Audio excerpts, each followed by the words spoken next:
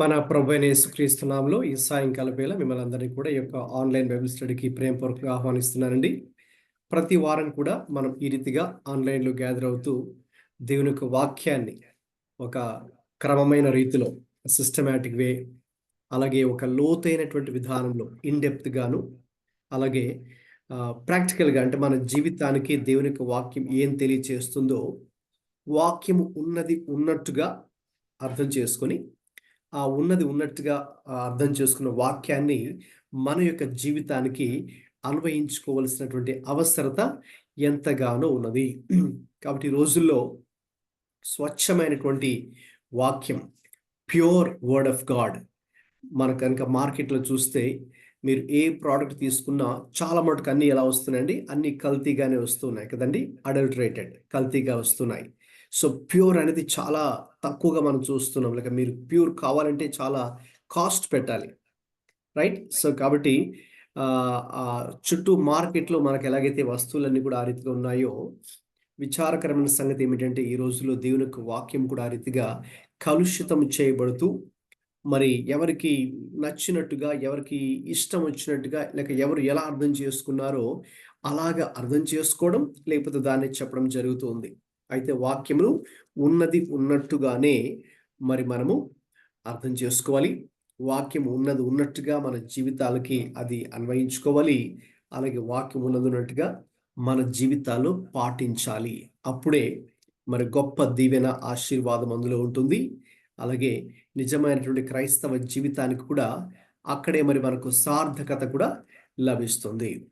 So కాబట్టి ఆ విషయాన్ని దృష్టిలో ఉంచుకొని మనందరూ కూడా మరి ప్రతి వారం కూడా మరి ఆత్మీయమైనటువంటి ఆకలి దప్పికలతో మరి మనము ప్రార్థనా పూర్వకంగా దేవుని యొక్క వాక్యాన్ని మరి ఇక్కడ నేర్చుకోవడానికి మనందరూ కూడా ఇంక్లూడింగ్ మై సెల్ఫ్, నాతో కలుపుకుని నేను చెప్తున్నాను. ఎందుకంటే వాక్యము అందరికీ వర్తింపదగ్గ వాక్యము, అంటే వాక్యము మరి అందరికీ వర్తించేది, రైట్?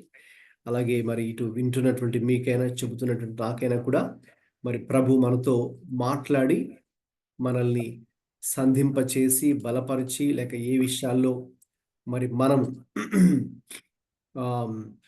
ఎదగాలో అవన్నీ కూడా ప్రభు మనకు నేర్పిస్తారండి, రైట్?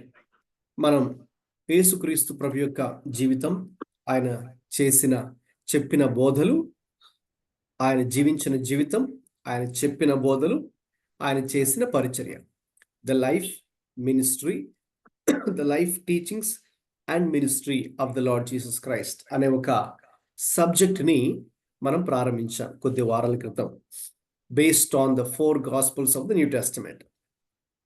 క్రొత్త నిబంధనలో ఉన్నటువంటి మొదటి 4 సువార్తలు, మత్తయి సువార్త, మార్కు సువార్త, లూకా సువార్త, యోహాను సువార్తను మనం ఆధారం చేసుకొని ఈ విషయాలన్నీ కూడా చాలా క్షుణ్ణంగా మరి చాలా సిస్టమాటిక్ వేలో మరి ఇన్డెప్త్గా మరి వీటిని అన్ని కోణాల నుంచి కూడా మరి మనం ధ్యానిస్తూ అందులో ఉన్నటువంటి ప్రాముఖ్యమైనటువంటి ఆత్మీయ పాఠాలు, అంటే ఈరోజు మనము మన జీవితాలకు, మన వ్యక్తిగత జీవితాలకు, మన కుటుంబాలకు, మన యొక్క సంఘానికి, మన సమాజానికి ఎటువంటి ఆత్మీయ పాఠాలు, స్పిరిచువల్ లెసన్స్ మరి మనం అన్వయించుకొని జీవించాలో మరి చాలా అద్భుతమైనటువంటి పాఠాలు ఇందులో నేర్చుకుంటున్నాం. ఎందుకంటే మనందరికీ కూడా యేసుక్రీస్తు ప్రభువే ఆయన మనందరికీ మాదిరిగా ఉన్నారు. Okay, the exemplary life of Christ. అందుకే నేను మీకు ఇచ్చినటువంటి సబ్జెక్ట్లో ఆ టైటిల్ కూడా యేసుక్రీస్తు ప్రభు యొక్క జీవితం, అది మాదిరికరమైన జీవితం. కాబట్టి మనం ఆయన్నే అనుసరించాలి, మరి ఆయన వలె జీవించాలి, ఆయన వలె పరిచర్య కూడా చేయవలసిన వారమై ఉన్నాం, లేక బోధించవలసిన వారమై ఉన్నాం. కాబట్టి ఆ విషయాలు దృష్టిలో ఉంచుకొని ముందుకు కొనసాగుదాం.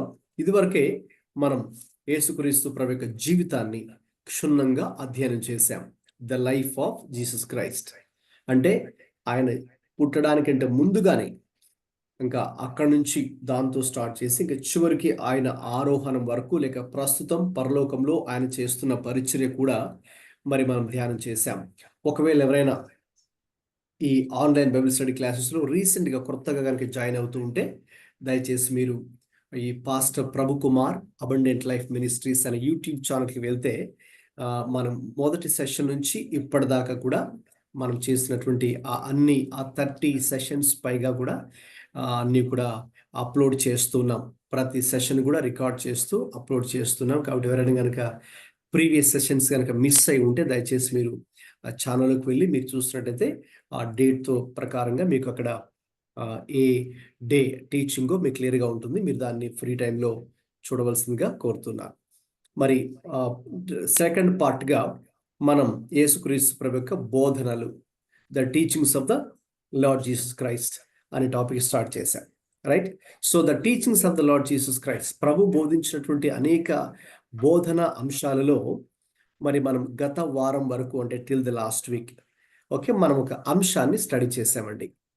కాబట్టి ఎవరు చెప్తారు మరి అంశాన్ని? రైట్. నేను అక్కడక్కడ మధ్యలో క్వశ్చన్స్ అడుగుతుంటాను, మీరు చెప్పాలి, మీరు రెస్పాన్స్ ఇవ్వాలి, యాక్టివ్గా మీరు వింటూ ఉండాలి. అలాగే బైబిల్, ఒక నోట్బుక్, పెన్ రెడీ ఉంచుకొని పాయింట్స్ నోట్ డౌన్ చేసుకుంటూ, మధ్యలో మీకు ఏమైనా క్వశ్చన్స్ కూడా రావచ్చు.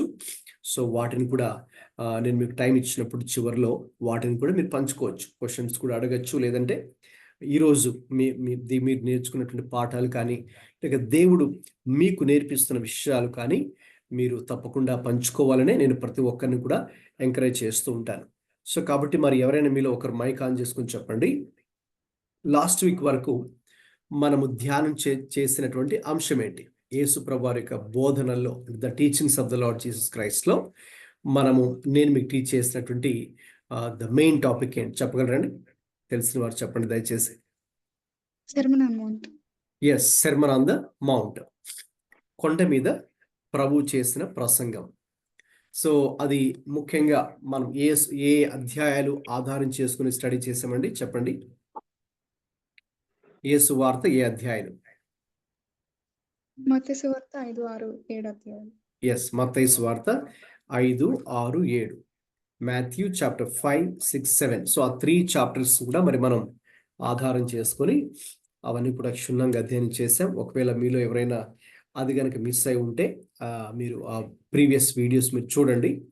అది చాలా చాలా ప్రాముఖ్యమైన అంశం, ప్రభు కొండ మీద చేసిన ప్రసంగం. అందులో ఆయన ముఖ్యంగా ప్రస్తావించినటువంటి అంశం ఏంటి అంటే దేవుని రాజ్యం. దేవుని రాజ్యం అనేది ఆయన ప్రస్తావించినటువంటి అంశం. ద కింగ్డమ్ ఆఫ్ గాడ్, దేవుని రాజ్యం గురించి మరి ఆయన ప్రచురించడం, లేక ప్రకటించడం, లేక బోధించడం జరిగింది. మరి దేవుని రాజ్యంలో మరి ప్రవేశించాలనుకున్న వారికి అర్హతలు, లక్షణాలు, వారి గుణం, వారి స్వభావం ఎలా ఉండాలి, లేక ఈ లోక రాజ్యానికి పరలోక రాజ్యానికి మరి ఎంత తేడా ఉందో, మరి ఆ విషయాలన్నీ కూడా ప్రభువారు ఆ 3 అధ్యాయాలు తెలియచేశారు.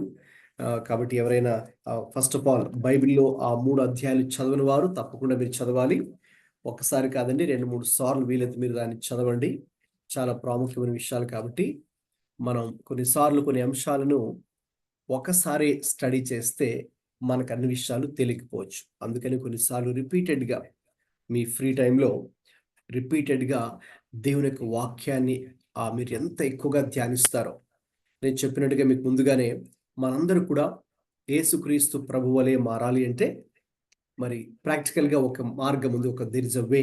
ప్రాక్టికల్ వే ఏంటంటే మెడిటేట్ ఆన్ ద గాస్పల్స్, ఈ 4 సువార్తలను ధ్యానించడం. అవి మనం కంటిన్యూస్గా చేస్తూ ఉండాలి.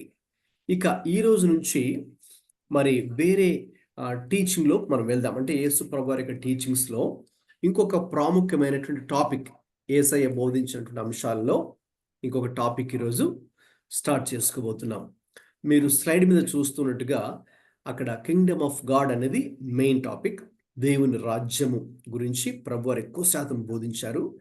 మరి వాటిని, ఆ దేవుని రాజ్యం గురించి ఆయన బోధించడానికి ఆయన పారబుల్స్ ఉపయోగించారు. అంటే తెలుగులో ఉపమానములు పారబుల్స్ని ఆయన చాలా పారబుల్స్ ఉపయోగించారు. నేను మీకు స్లైడ్ మీద కొన్నింటిని మీకు అక్కడ ప్రస్తావించడం జరిగింది. అంటే 4 రకాల నేలలు గురించి, గురుగులు గోధుమల గురించి, ఆవగింజ గురించి, పులియని పిండి గురించి, దాచబడినటువంటి నిధి గురించి, ముత్యము గురించి, వల గురించి, మంచి సమరయుడి గురించి, ధనవంతుడైనటువంటి ఒక యవ్వన వ్యక్తి గురించి, ఇంకా తప్పిపోయిన గొర్రె, తప్పిపోయిన నాణెము, తప్పిపోయిన కుమారుడు, ఇంకా అలాగా పని చేయు వారి యొక్క ఉపమానము, అలాగే కనికరము చూపించినటువంటి ఒక వ్యక్తి గురించి కానీ, ధనవంతుడు మరియు లాజరు యొక్క ఉపమానము, అలాగే ఒక పేద విధవరాలు, అలాగే ఒక న్యాయాధిపతి అనేటువంటి వ్యక్తి గురించిన ఉపమానము, అలాగే పరిసయుడు సుంకరి అనే ఉపమానం కానీ, ఆ దేనారములు లేక మీనాకు సంబంధించిన ఉపమానం కానీ, ద్రాక్ష తోట యజమాని గురించి కానీ, ఇద్దరు కుమారుల గురించి కానీ, వివాహ విందు గురించి కానీ, ఇక అలాగే మరి అక్కడ అంజూరపు చెట్టు గురించి కానీ, 10 మంది కన్యకలు అంటే 5గురు బుద్ధిగల కన్యకలు, 5గురు బుద్ధి లేని కన్యకల గురించి కానీ, ఇక తలాంతుల ఉపమానం. రైట్. సో ఇలా ఇంకా మనకు ఉన్నాయి బైబిల్లో, కొత్త నిబంధనలో 4 సువార్తల్లో. జస్ట్ మీకు కొన్ని మెయిన్ నేను అక్కడ లిస్ట్ అవుట్ చేసి అక్కడ స్లైడ్ మీద పెట్టడం జరిగింది. ఇలాగ మనం చూస్తే చాలా ఉపమానములు ప్రభువారు ఆయన బోధించడం జరిగింది. ఈ ఉపమానములన్నిటిలో కూడా ఆయన దేవుని రాజ్యము, the kingdom of God, right, that is the main. చెప్పాలంటే 3 థింగ్స్ యూ కెన్ సే. కావాలంటే రాసుకోండి, నేను ఇక్కడ స్లైడ్ మీద దాన్ని మెన్షన్ చేయలేదు. ఉపమానములలో మనం 3 విషయాలు చూస్తామండి. ఒకటి, you see about the kingdom of God, దేవుని యొక్క రాజ్యము గురించి చూస్తాం. ఇప్పుడు దేవుని రాజ్యము మనము అర్థం చేసుకోవాలి అంటే అది పరలోకపు భాషలో మనకు ప్రభు చెప్తే, లేక ఆయన కోణంలో కనుక చెప్పినట్టయితే మనకు అర్థం కాదు. రైట్. సో మనందరూ కూడా మరి భూమికి సంబంధించినటువంటి వారం కాబట్టి, since we're all earthly beings, ప్రభువారు ఇక ఆయన రాజ్యమును గురించి అర్థం చేసుకోవడానికి ఈ భూ సంబంధమైనటువంటి విషయాలను తీసుకొని వాటిని వివరిస్తూ దేవుని రాజ్యం ఇలా ఉంటుంది అనే సత్యాన్ని ఆయన బోధించారు. సో కాబట్టి ప్రభువారు బోధించిన అనేక ఉపమానములలో 3 సంగతులు ఉంటాయని చెప్పాను. ఒకటి, దేవుని రాజ్యం గురించి ప్రభువారు ఇచ్చేటటువంటి వివరణ, the explanation about the kingdom of God. Right. ఒకవేళ మీరు కనుక రాసుకుంటుంటే దయచేసి ఈ విషయాలు కూడా రాసుకోండి. Number 2, the character of the king. రెండవదిగా ఆ రాజు యొక్క గుణము. సో మనకు ఇక్కడ రాజు అంటే ఎవరు? ప్రభువే మనకు రాజు.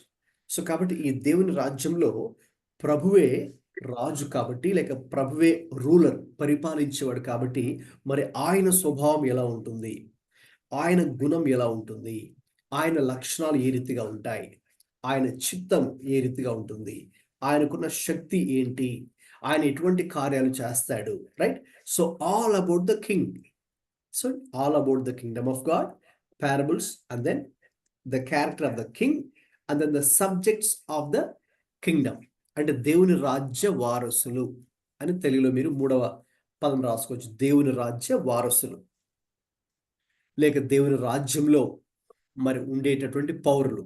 సో ఇక ఆ వ్యక్తులు, ఆ పౌరులు లేక విశ్వాసులు ఏ రీతిగా ఉండాలి, ఎలా ప్రవర్తించాలి, లేక ఎలా స్పందించాలి, ఎలా జీవించాలి అని ప్రభు కోరుతూ ఉన్నారో మనకు వివరంగా తెలియచేయడానికి ప్రభు అనేక ఉపమానముల రీతిగా ఆయన దేవుని యొక్క లేఖనములు, వాక్యాన్ని మనకు బోధించడం జరిగింది. రైట్. సో కాబట్టి ఆ 3 విషయాలు మర్చిపోకండి.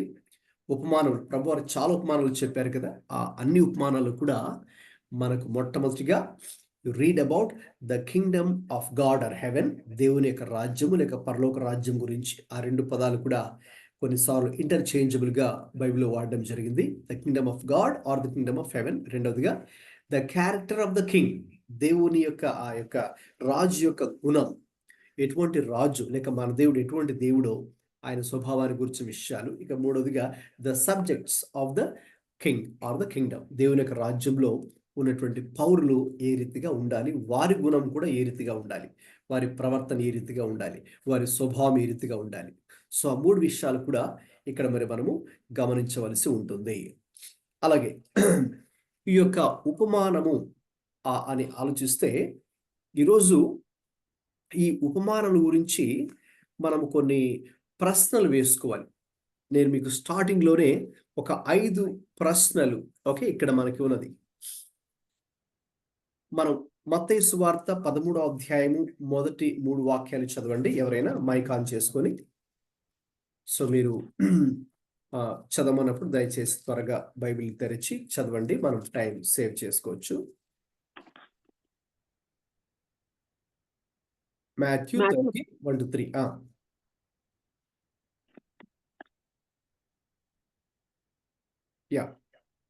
చదవండి. Matthew 13:1-3. Yes. One minute. That same day, Jesus went out of the house and sat by the lake. Such large crowds gathered around him that he got into a boat and sat in it, while all the people stood on the shore.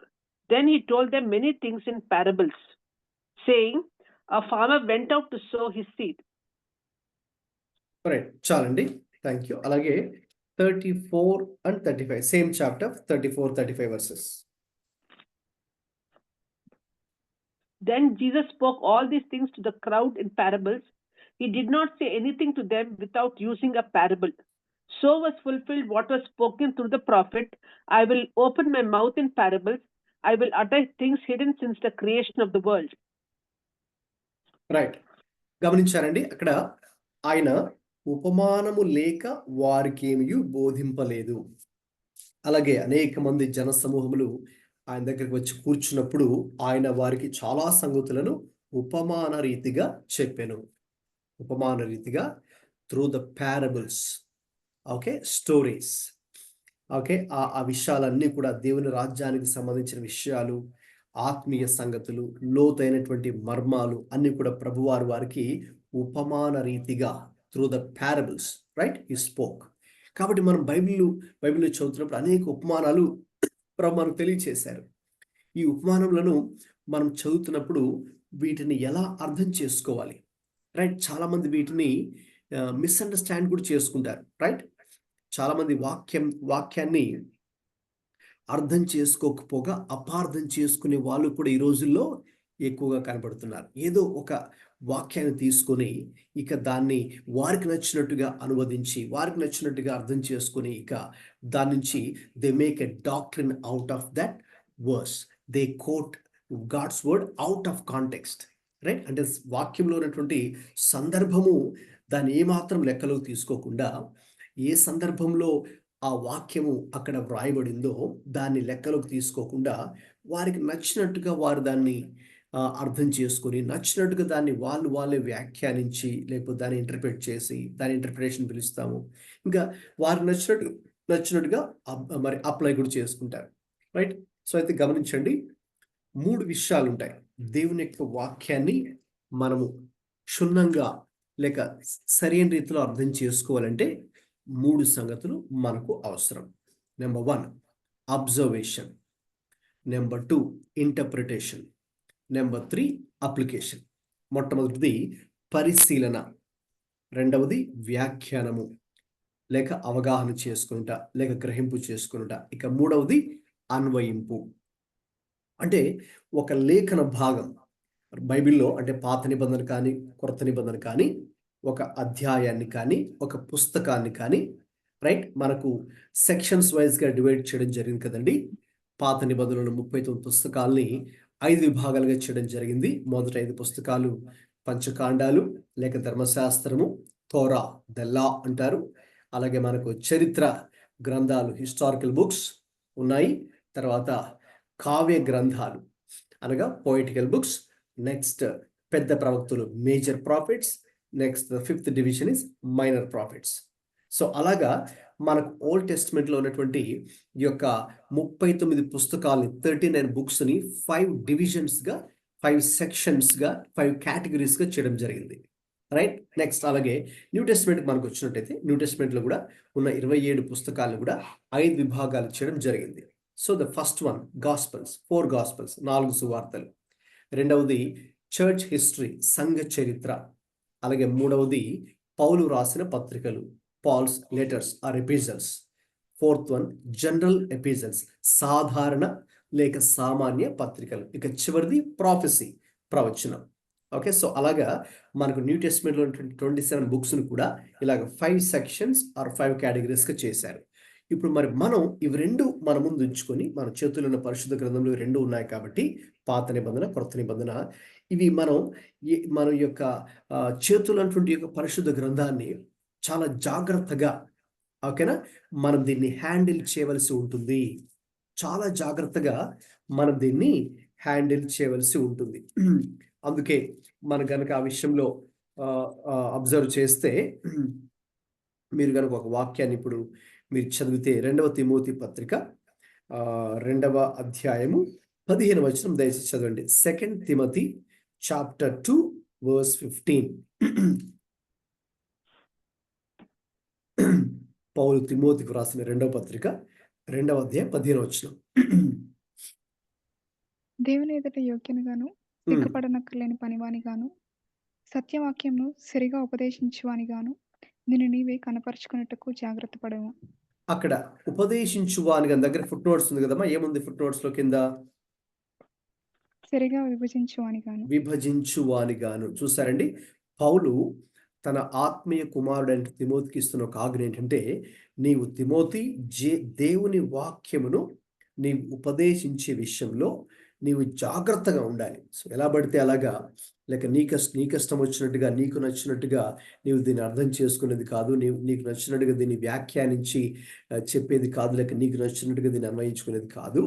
నీవు దీన్ని సరిగ్గా foot notes మీరు చూసారే, విభజించువానిగాను. That means మూల భాషలోకి గ్రీక్లోకి వెళ్ళి కనుక మనం చూస్తే దాని అర్థం ఏంటంటే కటింగ్ స్ట్రైట్ అని అర్థం. అంటే కటింగ్ స్ట్రైట్. మీరు కనుక ఒక బట్టల షాప్లోకి వెళ్ళి ఒక పీస్ ఆఫ్ క్లాత్ కనుక మీరు తీసుకోవాలనుకోండి, 1 మీటర్ 2 మీటర్లు కావాలని చెప్పినప్పుడు అక్కడున్న వ్యక్తి ఏం చేస్తాడండి, అది కొలిచి తన దగ్గర ఉన్న మెజరింగ్ టేప్తో కొలిచి ఏం చేస్తాడు, నెక్స్ట్ దాన్ని అలాగా సిజర్తో పెద్ద కత్తెర తీసుకొని స్ట్రైట్ కట్ చేస్తాడు కదండి. ఇలాగా వంకర టింకర్గా జిగ్జాగ్ లైన్గా చేయడు కదా, ఇలా స్ట్రైట్గా ఉంటుంది అనమాట. వాళ్ళకి బాగా అలవాటు అయిపోయింది కాబట్టి మనతో మాట్లాడుతూ స్ట్రైట్ కట్ చేస్తారు. సో అటువంటి మీనింగ్ అనమాట ఇక్కడ. వాక్యం నీవు సరిగా విభజించాలి.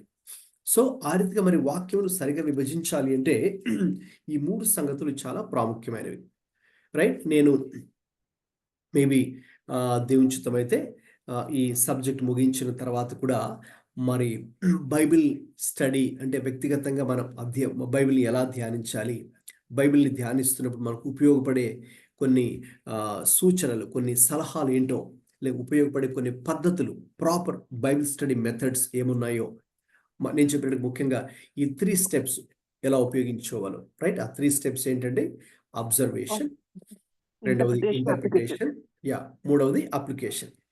సో ఫస్ట్ ఆఫ్ ఆల్ ఎలాగా వాక్యంని ఉన్నది ఉన్నట్టుగా ఎలా అబ్జర్వ్ చేయాలి మనం, రెండోదిగా వాక్యం ఉన్నట్టుగా ఎలా ఇంటర్ప్రిట్ చేయాలి, మూడోదిగా దానిలో ఉన్న నిజమైనటువంటి అర్థాన్ని ఎలా మన జీవితాలకి ఇప్పుడు రైట్ వేలో ఉపయోగించుకోవాలి, రైట్? ఎలాగ దాన్ని which is how do you apply in a right way. Okay, so కాబట్టి ఇట్స్ వెరీ ఇంపార్టెంట్. సో కాబట్టి మీరు జస్ట్ ఆ సంగతులు దృష్టిలో ఉంచుకోండి. తర్వాత మేబీ ఈ యొక్క సబ్జెక్టు, ఈ టాపిక్ అంతా నేను కంప్లీట్ చేసిన తర్వాత దాని గురించి కూడా మరి మనం వెళ్దాం. ఎందుకంటే అది చాలా ఇంపార్టెంట్. ఎందుకంటే చాలామంది అందరూ కూడా బైబిల్ చదవడానికి ప్రయత్నిస్తారు, బైబిల్ చదువుతూ ఉంటారు, కానీ చాలామందికి చాలా సందర్భాలు, చాలా సెక్షన్స్లో దాన్ని వారు అర్థం చేసుకోరు. ఎందుకంటే ఒక్కొక్క సెక్షన్ని ఒక్కొక్క విధంగా మరి మనము అర్థం చేసుకునే కొన్ని ప్రిన్సిపల్స్ ఉన్నాయి.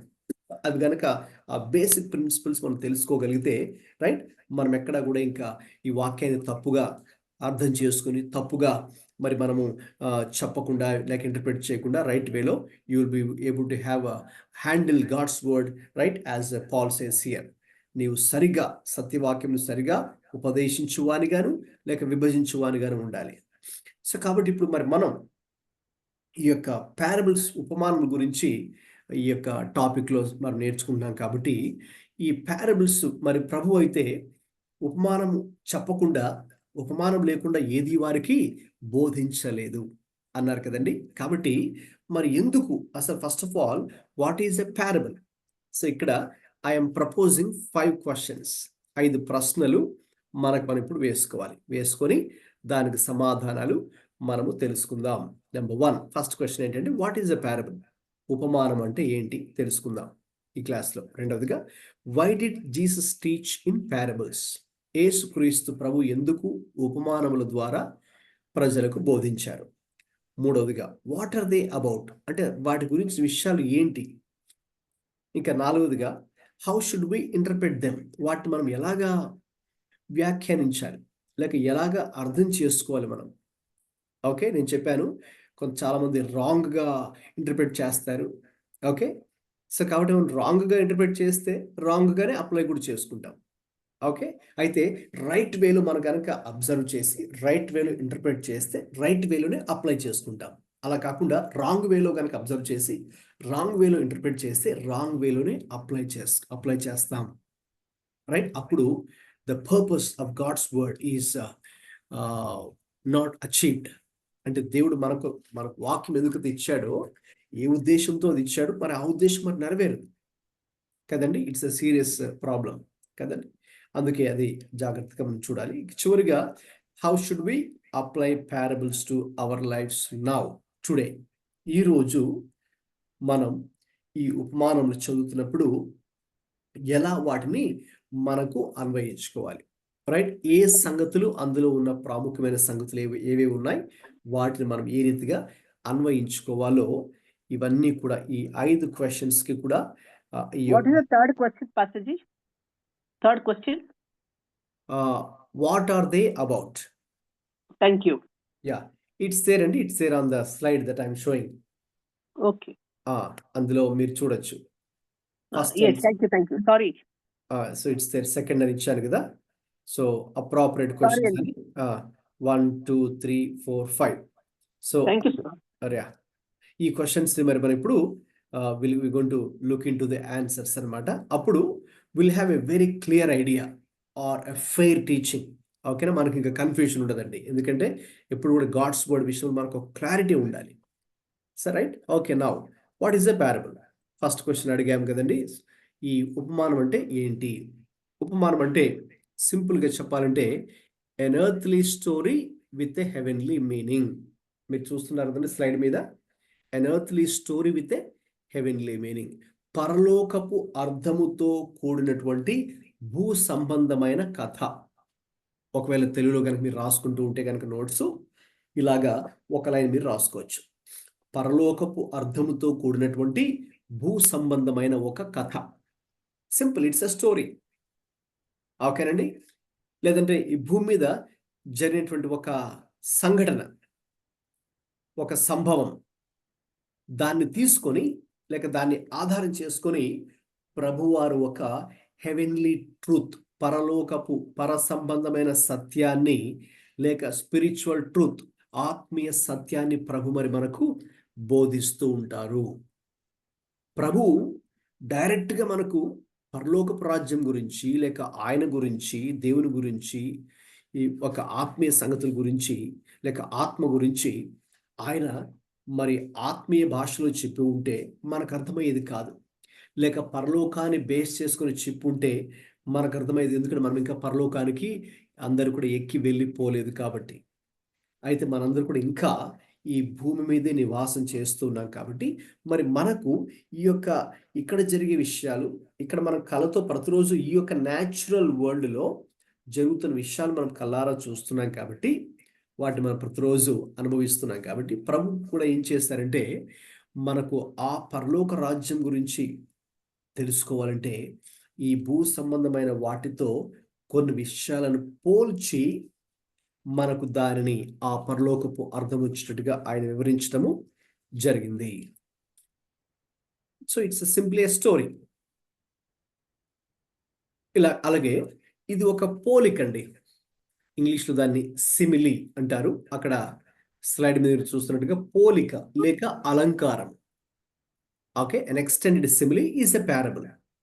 ఉదాహరణకి మనకు బైబిల్లోనే ఎగ్జాంపుల్స్ మరి కొన్ని చూసినట్టయితే మత్తయి సువార్త 3:16లో మనం చూస్తే, మత్తయి సువార్త 3:16లో యేసు బాప్తిస్మం పొందిన వెంటనే నీళ్ళలో నుండి ఒడ్డుకు వచ్చెను, ఇదిగో ఆకాశం తెరవబడెను, దేవుని ఆత్మ పావురము వలె దిగి తన మీదకి వచ్చుట చూచెను. చూసారండి, దేవుని ఆత్మ ముఖ్యంగా అది, దట్స్ ఇంపార్టెంట్. అక్కడ మనకు ఒక పారబుల్ ఆర్ సిమిలీ మనకు కనిపిస్తుంది, పోలిక, అలంకారము. దేవుని ఆత్మ ఎలాగా? పావురము వలె. అంటే దేవుని ఆత్మను పావురంతో పోలుస్తున్నారు. పావురము దేవుని ఆత్మ కాదు, లేక పావురం పరిశుద్ధాత్ముడు ఏమి కాదు. అయితే పరిశుద్ధాత్ముడు లేక ఆత్మ ఈ పావురము వలె చూస్తున్నారుగా. సో ఆ వలె అనేది ఇదనమాట. Like he saw the spirit of God descending like down, like అలాగా ఇలాగా అన్నట్టుగా. అంటే ఇంకొక దాంతో పోలుస్తూ ఒక పోలిక, ఒక అలంకారం. ప్రభువారు అదే చేశారు. ఇంకొక మన మత్తయి సువార్త 13:31 కూడా ఒకసారి చూస్తే, మాథ్యూ చాప్టర్ 13 వర్స్ 31, అక్కడ కూడా ఇలా వ్రాయబడింది. ఆయన మరొక ఉపమాన వార్త చెప్పాను. పరలోక రాజ్యము ఒకడు తీసుకొని తన పొలంలో విత్తిన ఆవగింజను పోలి ఉన్నది. చూస్తారండి, పోలి ఉన్నది ఆ చివరి పదం. అంటే ఇట్ ఈస్ లైక్ దట్. దేవునికి the kingdom of God haven is like a grain of mustard seed. కాబట్టి ఉపమానము అన్నప్పుడు ఒక విషయాన్ని మరి ఒక విషయంతో పోల్చి దాన్ని వివరించడం. ఒక విషయాన్ని, ఒక ఆత్మీయ సంగతిని ఇంకొక మరి మనందరూ అర్థం చేసుకునే భూ సంబంధమైన వాటితో పోల్చి మనకు వివరించడం. అప్పుడు మనకు చాలా సులువుగా అర్థమవుతుంది. అంతే కదండి. ఇప్పుడు ఎవరైనా మనకు కూడా ఎవరో ఒక విషయాన్ని చెప్తున్నప్పుడు అర్థం కాకపోతే ఏం చేస్తారు? వాళ్ళు కూడా ఇంకొక దాంతో పోలుస్తారు. మీరు డాక్టర్ గారి దగ్గరికి వెళ్ళారనుకోండి, రైట్? మనకున్నటువంటి ఆ కండిషన్ మనకి కొన్నిసారి అర్థం కాదు. యాజ్ ఎ లేమన్, అంటే మనకు ఆ మెడికల్ లాంగ్వేజ్ అవన్నీ మనకు తెలియదు కదండి. ఆ మెడికల్ వైద్యశాస్త్రం మనకు చదవలేదు కాబట్టి ఆ మెడికల్ టర్మినాలజీ మనకు తెలియదు. డాక్టర్ గారు ఏం చేస్తారు అప్పుడు? రైట్, దాన్ని ఆయన తెలుసు క్లియర్గా, ఎందుకంటే ఆయన వైద్యశాస్త్రం చేశారు కాబట్టి, వైద్యశాస్త్రం చదివారు కాబట్టి, మెడిసిన్ కోర్స్ చేశారు కాబట్టి ఆ మెడికల్ టర్మినాలజీ అదంతా కూడా. అయితే మనకి ఎలా ఎక్స్ప్లెయిన్ చేస్తారు ఆయన? మనము అర్థం చేసుకునే విధానంలో కదండి, మిగతా వాటితో పోలుస్తూ ఇలాగండి, ఇలాగుంటుంది అని చెప్తారు కదండి. అప్పుడు ఓహో అలాగని మనం ఈజీగా అర్థం చేసుకుంటాం. డాక్టర్ గారు ఏది చెప్పినా కూడా మనకు ఎందుకు ఈజీగా అర్థమవుతుందంటే ఆయన మనకు అర్థమయ్యేటట్టు చెప్పడం, ఇంకొక దానితో పోల్చి ఇలాగుంటుందండి అని చెప్పడం ద్వారా మనకు విషయము అర్థమవుతుంది. సేమ్ థింగ్ ఇక్కడ కూడా ప్రభువారు చేసిన పని కూడా అదే. పరలోక రాజ్యమును లేక దేవుని గూర్చిన సంగతులను, లేక మర్మములు గూర్చిన సంగతులను, లేక ఆత్మీయ సంగతులను, లేక ఆత్మ సంగతులను, అంటే అది ఆత్మ అంతరంగంలో ఉండేది, మనకు బయట కనబడదు కాబట్టి ఆ సంగతులను మనము అర్థం చేసుకోవడానికి ఆయన కొన్ని వాటితో, కొన్ని విషయాలతో, కొన్ని వస్తువులతో, కొన్ని సంఘటనలతో, కొన్ని మనుషులతో ఆయన పోల్చి చెప్పడం జరిగింది. మన గనక ఆ మార్కు 4:34 చూస్తే, లేక ఇంత ముందు కూడా మత్తయిలో కూడా చూసాం కదా, మత్తయి సువార్తలో చూసాం. ఆ ఉపమానము లేకుండా ఆయన వారికి ఏమీ బోధింపలేదు. He did not say anything to them without using a parable. ఆయన ఉపమానం లేకుండా ఏది వారికి బోధించలేదు. సో కాబట్టి అది ఉపమానం అనేది చాలా ప్రాముఖ్యమైన సంగతిగా మనం చూడాలి. సో ఉపమానముని ఇంగ్లీష్లో ప్యారబుల్ అంటారు. ఆ ప్యారబుల్ అనే ఇంగ్లీష్ పదము గ్రీక్ భాషలో, మూల భాషలో, అంటే క్రొత్త నిబంధన బేసిక్గా గ్రీక్ భాషలో రాశారు కాబట్టి ఆ ప్యారబుల్ని ప్యారబోలే అని అంటారు. ఓకే, మీకు అక్కడ కనిపిస్తుంది కదండి స్లైడ్ మీద, నోట్ మీరు రాసుకోవచ్చు కూడా. ప్యారబోలే అంటే ఒకదాని ప్రక్కన ఒకటి పెట్టి చూడడం, to put beside, okay, or to compare. ఒక దాంతో పోల్చి చూడడం, పక్కన పెట్టి చూడడం. అది వాస్తవంగా ఎగ్జాక్ట్ లిటరల్ అక్షరాల మీనింగ్ ఏంటి ప్యారబుల్ ఉపమానం కంటే అది అర్థం. హీబ్రూలో కూడా దాన్ని మాషాల్ అన్నారు. దానికి అర్థం ఏంటంటే ఇలాగా ఉండుట, ఇట్ ఈస్ లైక్, దీని వలె ఉంటుంది.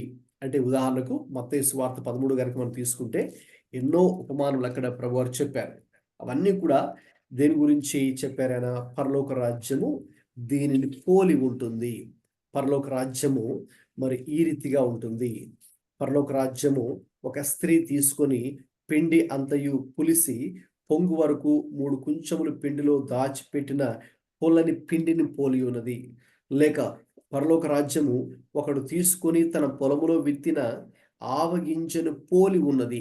అలాగా it is like this. So కాబట్టి మనం ఆ యొక్క హీబ్రూ మీనింగ్ తీసుకున్నా కూడా, మాషాల్ అనే పదాన్ని తీసుకున్నా కూడా దీనిని పోలి ఉన్నది అనే అర్థం వస్తుంది, రైట్? సో కాబట్టి ఇది మనకు చాలా క్లారిటీ ఇస్తుంది. అంటే ప్రభువారు ఆత్మీయ సంగతిని మరి ఒక సంగతితో పోల్చి మనకు వివరించి దాని అర్థాన్ని చెబుతూ ఉన్నారు.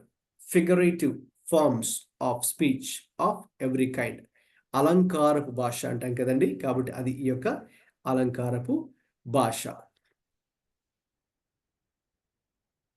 మన అనుదిన జీవితంలో, మన దైనందిన జీవితంలో, మన డే టు డే లైఫ్లో, మన డైలీ లైఫ్లో ఏవైతే జరుగుతూ ఉంటాయో వాటిని ఆయన గ్రహించి అది ప్రస్తావిస్తూ దాన్ని దేవుని రాజ్యానికి ముడిపెట్టి దాన్ని వివరించడం జరిగింది. అప్పుడు వారు చాలా ఈజీగా అర్థం చేసుకోగలిగారు.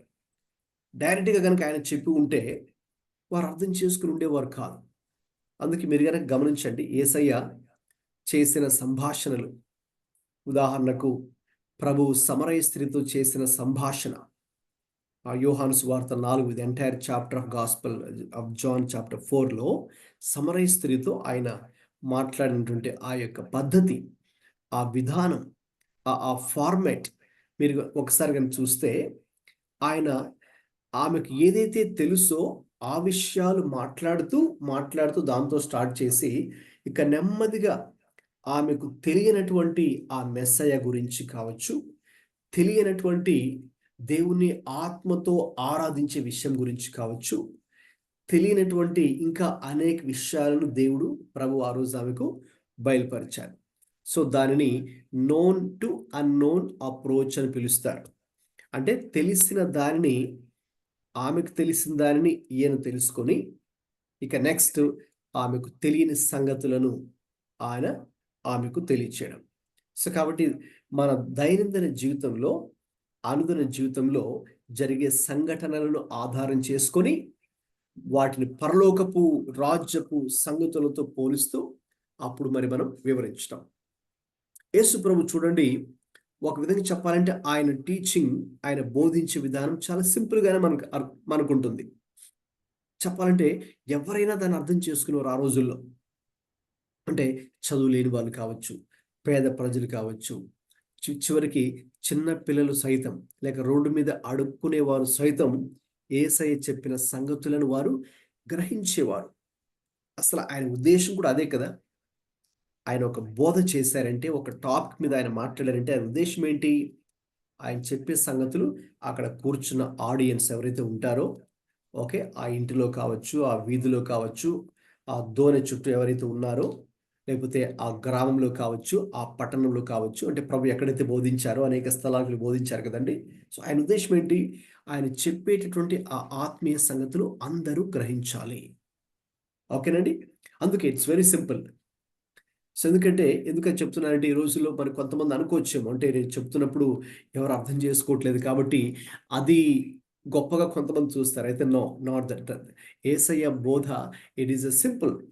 అఫ్ కోర్స్ దాన్ని పాటించడానికి అది కష్టంగా ఉండొచ్చేమో, అయితే అర్థం చేసుకున్నట్టుకు మాత్రం ఆయన మాత్రం దాన్ని కాంప్లికేట్ చేయలేదు. దాన్ని సరళమైన రీతిలోనే సింపుల్గానే చెప్పారు. అందుకే ఈ ఉపమానాల గురించి, ఉదాహరణకు మనం చూసాం లాస్ట్ వీక్స్లో కూడా, మరి మనం we studied about the sermon on the mount, కొండ మీద లేక పర్వత ప్రసంగం చదివాం కదండి. అక్కడ కూడా ప్రభు కొన్ని ఉపమానాలు ఉపయోగించారు. ఉదాహరణకు మత్తయి సువార్త 5లో మనం 13, 14 చూస్తే, మీరు లోకమునకు ఉప్పై ఉన్నారు, మీరు లోకమునకు వెలుగై ఉన్నారు. అలాగే మరి ఆయన ఇంకా దీపస్తంభం గురించి కానీ, మనుషులు దీపం వెలిగించి కొంచెం కింద పెట్టరు కానీ అది ఇంట నుండి వారికి అందరికీ వెలిగించుటకు దీపస్తంభం మీద పెట్టుదురు అని, ఈ విషయాలన్నీ కూడా ఆయన ఉపమాన రీతిగానే చెప్పారు.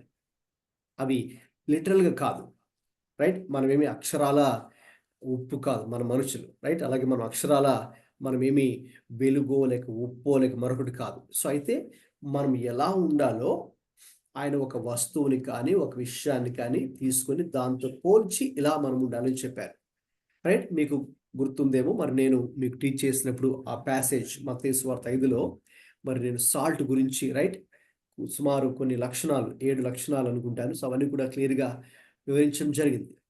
వెలుగు యొక్క లక్షణాలు ఏంటి? అంటే ఆ ఉప్పులో, వెలుగులో ఏ లక్షణాలైతే ఉన్నాయో అవి మన జీవితంలో విశ్వాసులుగా మనం ప్రదర్శించాలి. We must demonstrate those qualities of salt and light. అదే ఆయన ఉద్దేశ్యం.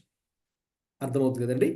సో, అంటే ఆ వస్తువుల గురించి ఎందుకు ఆయన ప్రస్తావించారంటే, వాటిలో ఉన్నటువంటి కొన్ని మంచి లక్షణాలు, గుడ్ క్వాలిటీస్‌ని ఓకే. మనం కూడా కలిగి ఉండి అలా జీవించాలి అని. అందుకే యేసయ్య బోధలో, ప్రభు చేసినటువంటి బోధలో చాలా సందర్భాల్లో ఇంకా మనం చూస్తే గనక విత్తువాడి యొక్క ఉపమానం వీలైతే ఈరోజు మనం దాన్ని టైం గనక ఉంటే మనం చూద్దాం. కొంచెం డీటెయిల్‌గా దాన్ని కూడా స్టడీ చేద్దాం. విత్తువాడి ఉపమానం. ద సోవర్ రైతు గురించి. ఆయన ఎందుకంటే ఆ రోజుల్లో మరి అక్కడ వ్యవసాయం చేసుకునేవారు. రైట్? అక్కడికి వెళ్ళినప్పుడు ఆయన లేక పొలాలలో మధ్యలో పడి ఆయన వెళ్తూ ఉండగా, వాళ్ళందరూ పొలం పనులు చేసుకుంటూ ఉండగా, ప్రభు శిష్యులకి కొన్ని విషయాలు వారికి తెలియచేయాలని కొన్ని ఆత్మీయ సంగతులు చెప్పినప్పుడు ఆయన ఏం చేశారండి? జస్ట్ ఆయన లైవ్‌గా ఏదైతే చూస్తున్నారో అక్కడ పొలం పని చేసుకునేవారు ఒక రైతు. ఓకేనండి. ఆ సందర్భాన్ని తీసుకొని. లేకపోతే ఇంకొక సందర్భం ఆయన ఏదైతే వెళ్తున్నారో, ప్రయాణిస్తున్నారో, ఆయన చుట్టూ ఏవైతే ఉన్నాయో అప్పటి కాలంలో. సో, మరి ఆయన చెప్తున్నప్పుడు అది ఈజీగా కూడా వాళ్ళు గ్రహించగలిగారు. ఎందుకంటే అవన్నీ కూడా తమ డైలీ లైఫ్‌లో వారు చేసుకునేటటువంటి పనులకు సంబంధించిన విషయాలు. గమనించండి. ఆయన మత్తయి సువార్త 13వ అధ్యాయము 10-13 ఇప్పుడు చదవండి. ఎవరైనా మైక్ ఆన్ చేసుకొని చదవండి. Matthew chapter 13, 10-13 versus.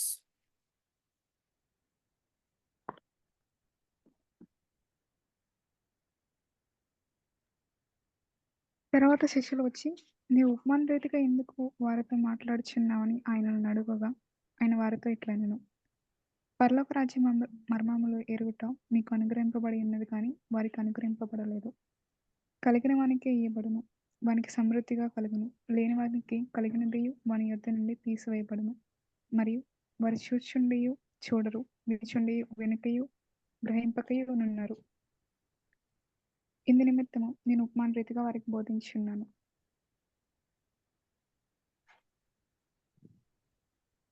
Verse up to 13 right? Yes. Okay. ఇక్కడ శిష్యులే ప్రశ్న అడుగుతున్నారు. ఎందుకు మీరు ఉపమాన రీతిగా బోధిస్తూ ఉన్నారు?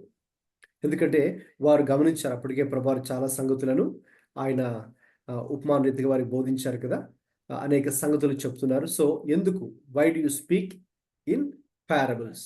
ఎందుకు ఉపమాన రీతిగా మీరు బోధిస్తున్నారు అనే విషయాన్ని ఆయన అన్నప్పుడు ప్రభు చెప్పినటువంటి విషయం ఏంటంటే అక్కడ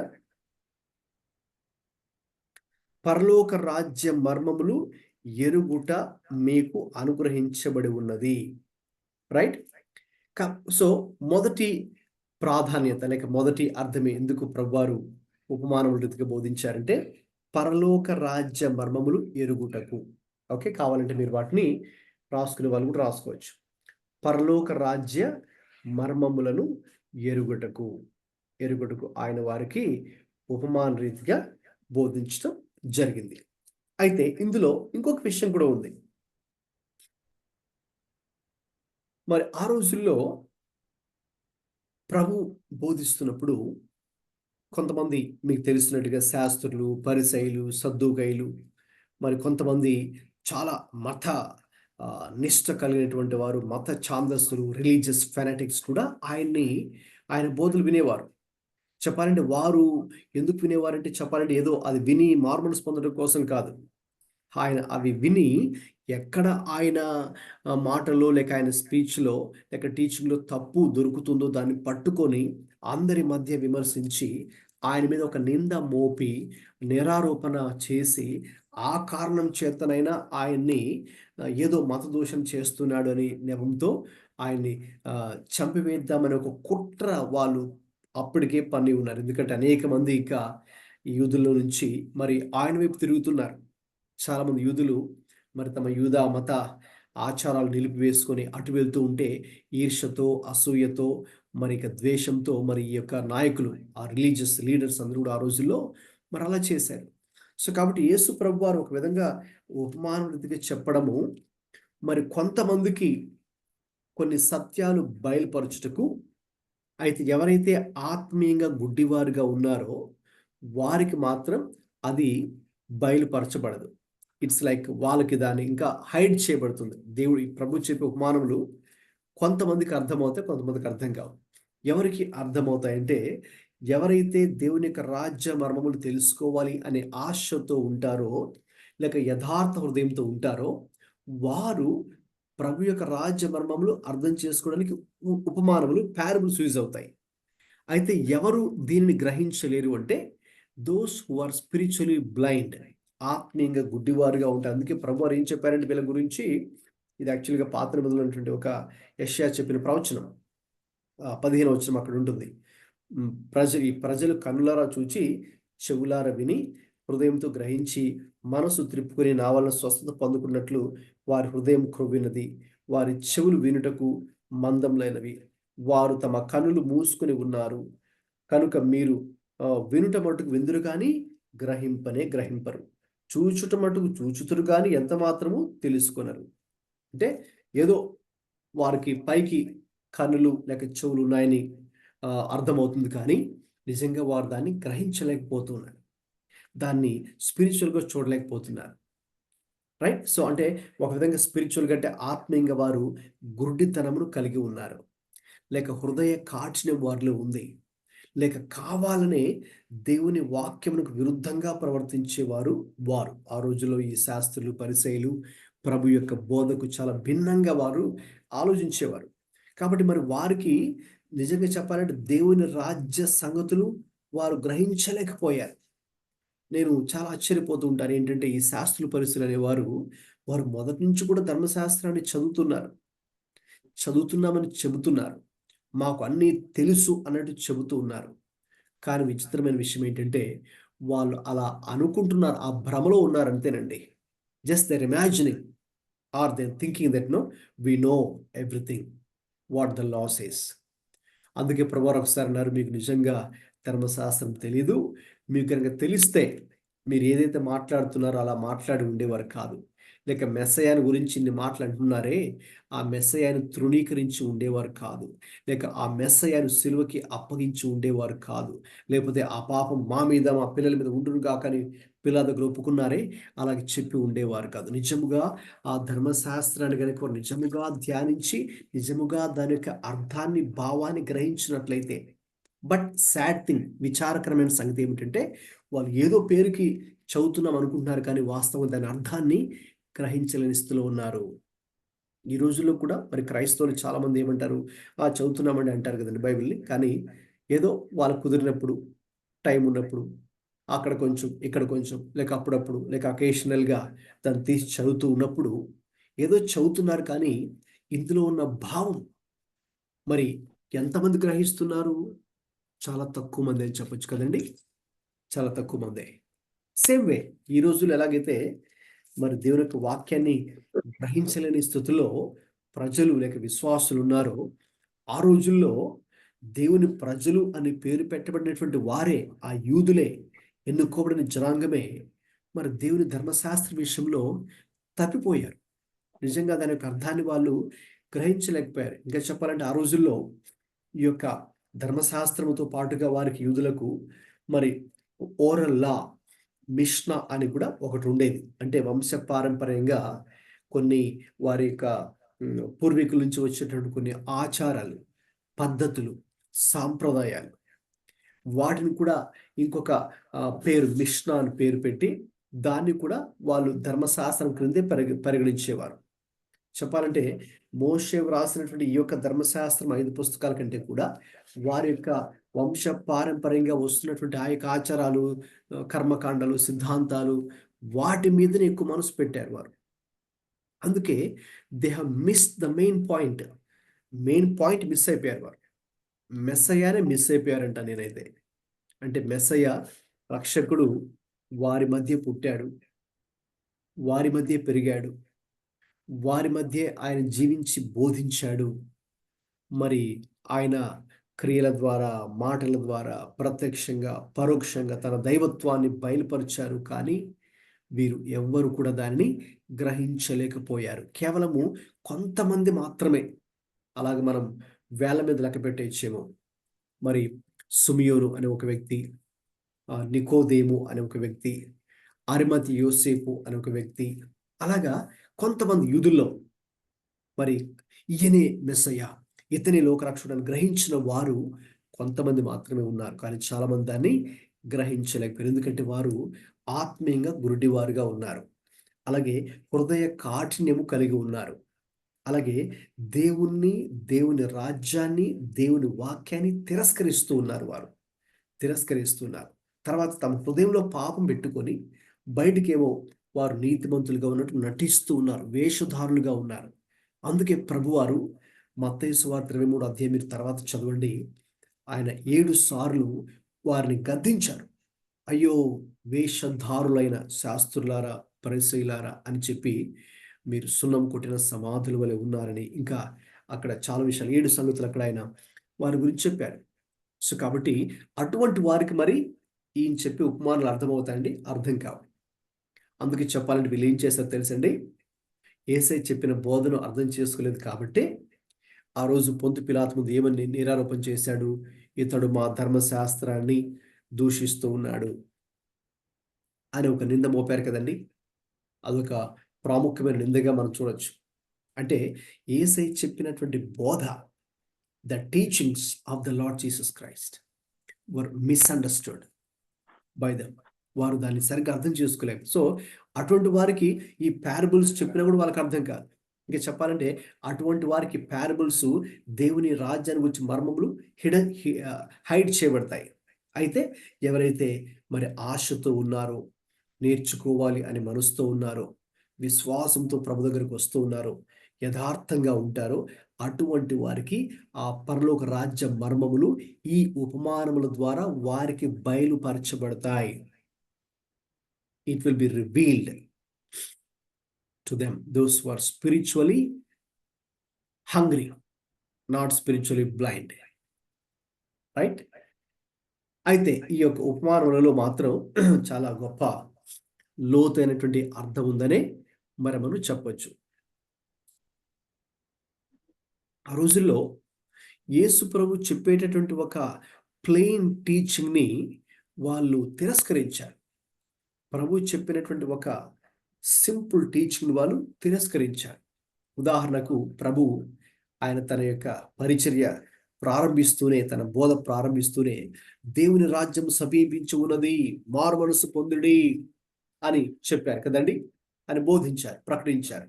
అలాగే సేమ్ అదే మెసేజ్ని మన గనక బాప్తిస్మిచ్చి యోహాను పరిచర్యలు కూడా తీసుకుంటే ఆయన కూడా అదే బోధించారు.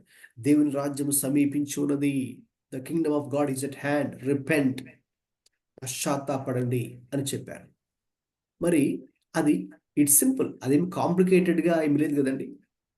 ఏంటి రిపెంట్ అంటే ఏంటి అని ఎవరు కూడా దానికి ఇంకా ప్రతిగా అర్థం చెప్పాల్సిన అవసరం లేదు. వారికి తెలుసు రిపెంట్ అంటే ఓకే, పశ్చాత్తాపడం అంటే అర్థం ఏంటో.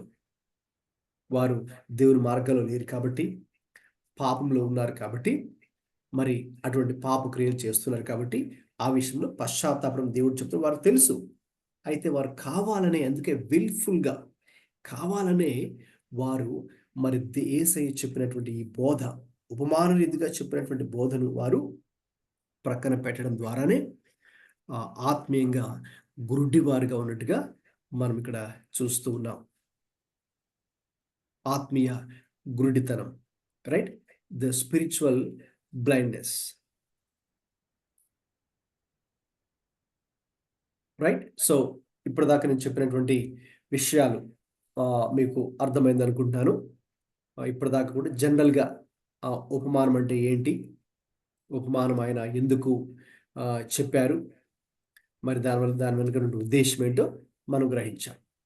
సో మరి మనం గనక ఇంకా స్పెసిఫిక్స్లోకి వెళ్తే, అంటే నిర్దిష్టంగా ప్రభువారు బోధించినటువంటి ఈ యొక్క ఉపమానములు చాలా ఉన్నాయి. ఉపమానములు, దెర్ ఆర్ మెనీ పారబుల్స్. మీకు స్టార్టింగ్లో ఒక లిస్ట్ మీకు చూపించాను కదండి. ఆ లిస్ట్ మీకు చూపించాను కదా. సో అందులో చాలా ఉన్నాయి, కొన్ని మాత్రం నేను హైలైట్ చేశాను. ఓకే, ఇలాగా అనేక సంగతులను ప్రభువారు ఉపమాన రీతిగా బోధించారు. రైట్, ఇప్పుడు మనం ఇక్కడ లిస్ట్లో ఉన్నటువంటి మొట్టమొదటిది ఉన్నటువంటి ఉపమానమును చూద్దామండి.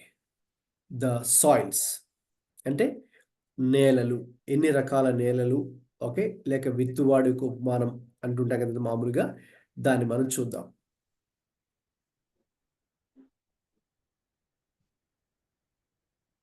ఓకే, ఈ యొక్క వాక్య భాగానికి వద్దాము.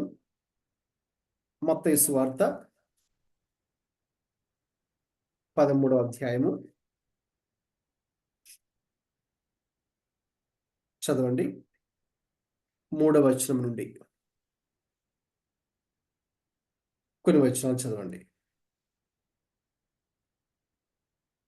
Matthew chapter 13 from 3 onwards.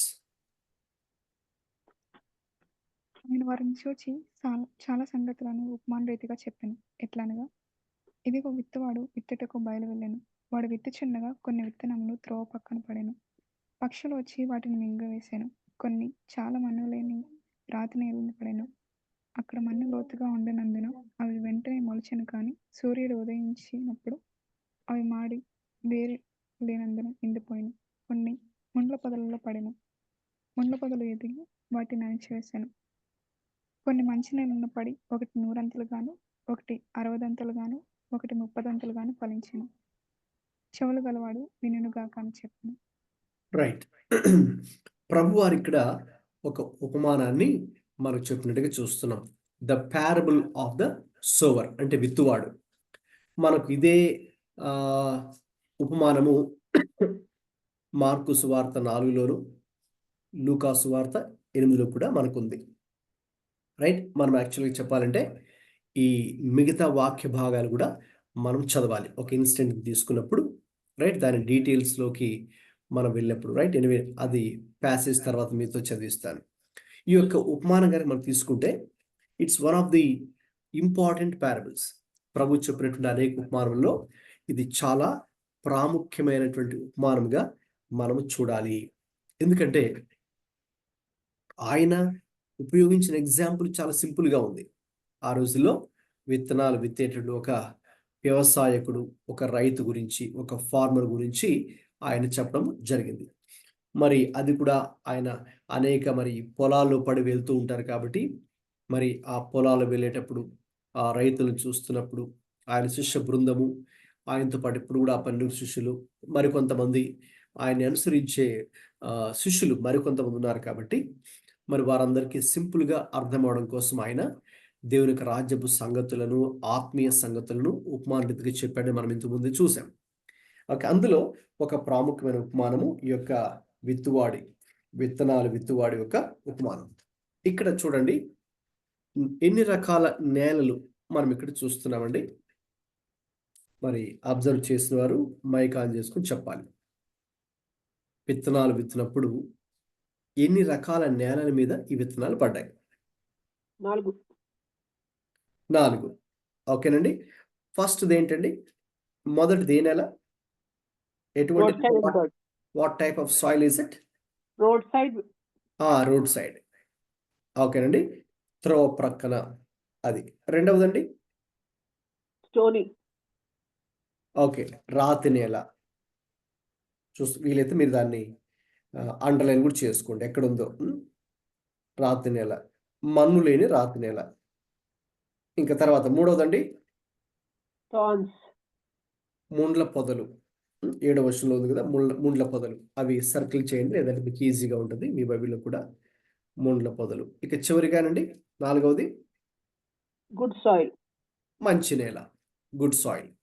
So ఇలాగా విత్తనాలు వెతుతున్నప్పుడు ఈ 4 రకాల నేలల పైన 4 టైప్స్ ఆఫ్ సాయిల్ మీద ఆ యొక్క విత్తనాలు పడ్డాయి. ఓకే, మొట్టమొదటిది ఆ త్రోవ పక్కన పడిన విత్తనాలకు ఏం జరిగిందండి? మొలకెత్తాయి అవి? లేదు, బర్డ్స్ తీసుకెళ్ళిపోయి. ఏం జరిగిందండి వాటికి? పక్షులు వచ్చి తీసుకెళ్ళిపోయి. పక్షులు వచ్చి ఎత్తుకెళ్ళిపోయాయి. పక్షులు వచ్చి వాటిని మింగివేశాయి. రైట్. రెండవ దానికండి రాతి నేల అన్నారే, ఆ రాతి నేల మరి అది మొలిచిందా? కొద్ది మొలిసింది. 5వ వాక్యం చూసి చెప్పాలి ఆన్సర్ మీరు. 5వ వచనం మత్తయి 13:5 చూసి, రాతి నేలను పడిన విత్తనాలకు ఏం జరిగింది? అది మొక్క మొలిచిందా? Yes, sprang up quickly because soil was shallow, but scorched when sun came. అవునండి. మన్ను లేని రాతి నేలను పడింది కాబట్టి, మన్ను లోతుగా అక్కడ లేదు కాబట్టి వెంటనే మొలిచింది. మొలడానికి వెంటనే మొలిచింది. కానీ సూర్యుడు ఉదయించినప్పుడు అవి మాడి ఇంకా వేరు లేనందున వెంటనే ఎండిపోయింది. అదండి రాతి నేల, మన్ను ఎక్కువగా లేని చోట పడిన విత్తనాలకు అది మొలిచింది, కానీ వెంటనే ఎండ వేడికి ఎండిపోయింది. ఇక 3వ రకపు నేల ఏంటండి? ఏం చెప్పారు మీరు? ముండ్ల పొదలు పడిన విత్తనాలు ఏమయ్యాయి? మొక్క మొలిచిందా? ఏం జరిగింది చెప్పండి. ముళ్ళ పొదలు వాటిని ప్లాంట్. అవును, అణిచివేశాయి.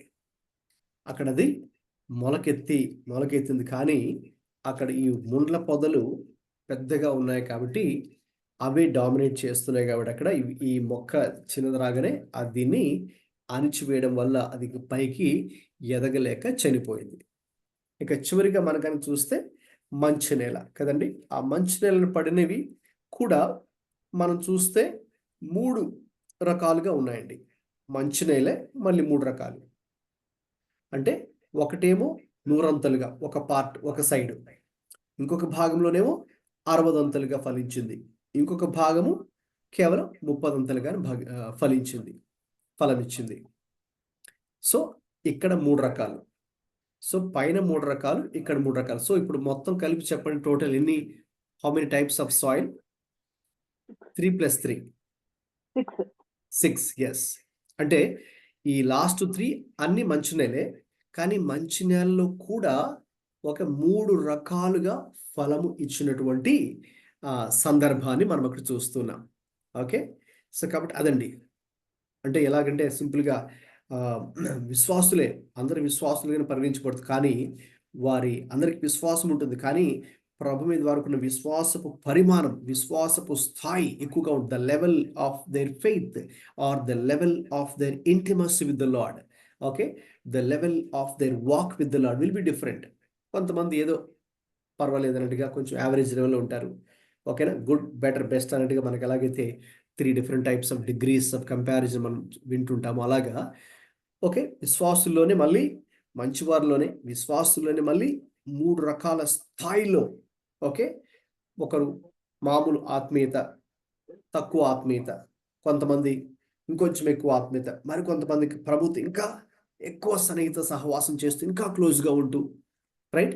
మనం చూస్తామండి ఎగ్జాక్ట్లీ ఇది అర్థం చేసుకోవాలంటే, ఈ 3 రకాల మంచి నేల అర్థం చేసుకోవాలంటే యేసు ప్రభుకి ఎంతమంది అండి శిష్యులు చెప్పండి? 12. ఎంతమంది అండి? 12. ఎస్, ఆఫ్ కోర్స్ 12 కాకుండా కూడా చాలా మంది ఉన్నారు, కానీ అఫీషియల్గా ఆ 12 కాదు, చాలా మంది కూడా ఆయనతో ప్రయాణం చేసేవారు. ప్రయాణం చేసేవాళ్ళు స్త్రీలు కూడా ఉన్నారు, ఓకే, పురుషులు ఉన్నారు. అయితే మెయిన్లీ ఆయన అఫీషియల్గా అపోస్తలులుగా ఉండుటకు పిలువబడిన వారు 12 మంది కదండి. రైట్. సో మరి ఆ 12 అపోస్తలులే. అందులో మరి 3 రకాల స్థాయిలు మనం చూడొచ్చండి. ఓకే. ఈ 12 ఒక లెవెల్, ఓకేనండి, ఒక సర్కిల్లో ఉన్నవారు. అంటే టోటల్గా చూస్తే కనుక ఆ 12 కనుక 12లో నుంచి మనం 3 బయటికి తీస్తే వారు క్రీస్తుతో సన్నిహిత సహవాసము, క్లోజ్ రిలేషన్షిప్ కలిగినటువంటి వారు. ఎవరండి ఆ 3? వారి పేర్లు తెలిస్తే చెప్పండి, మైక్ ఆన్ చేసుకొని. జాన్, పీటర్, ఓకే,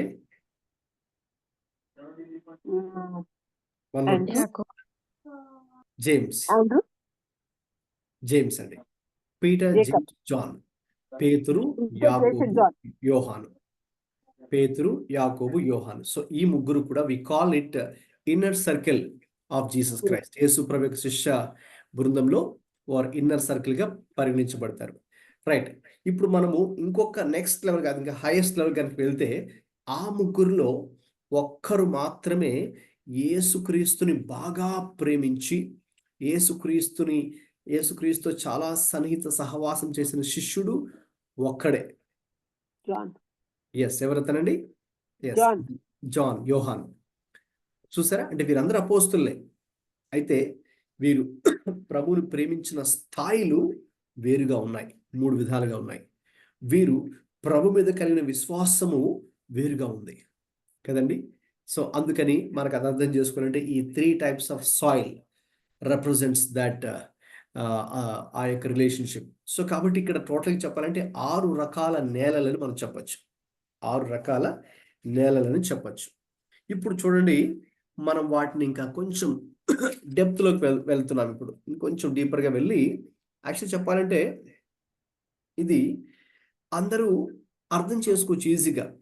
ఎందుకంటే ప్రభువారు ఆయన చెప్పింది ఏదో పరలోక రాజ్యానికి సంబంధించిన విషయం కాదు కదండి. ఇది ఆయన ఏం చెప్పారు, ఇక్కడ భూమి మీద జరిగే సందర్భం చెప్పారు. ఈ వ్యవసాయము, పంటలు పండించడం ఇక్కడే కదండి, పరలోకంలో ఏముండదు కదా ఇలాంటి సన్నివేశం. అయితే విషయం ఏంటంటేనండి, ఈ విషయం చెప్పినప్పుడు, అంటే ఉపమానం చెప్పినప్పుడు దీన్ని శిష్యులు అర్థం చేసుకోలేకపోయారు. అది నాకు కూడా ఆశ్చర్యాన్ని కలిగించింది. మీరు కూడా ఆశ్చర్యపోయారా? బహుశా అది విన్నప్పుడు కొంతమంది సామాన్య ప్రజలు అర్థం చేసుకున్నారేమో కానీ శిష్యులు మరి కొంతమంది అర్థం చేసుకోలేకపోయారు, చాలామంది అర్థం చేసుకోలేకపోయారు.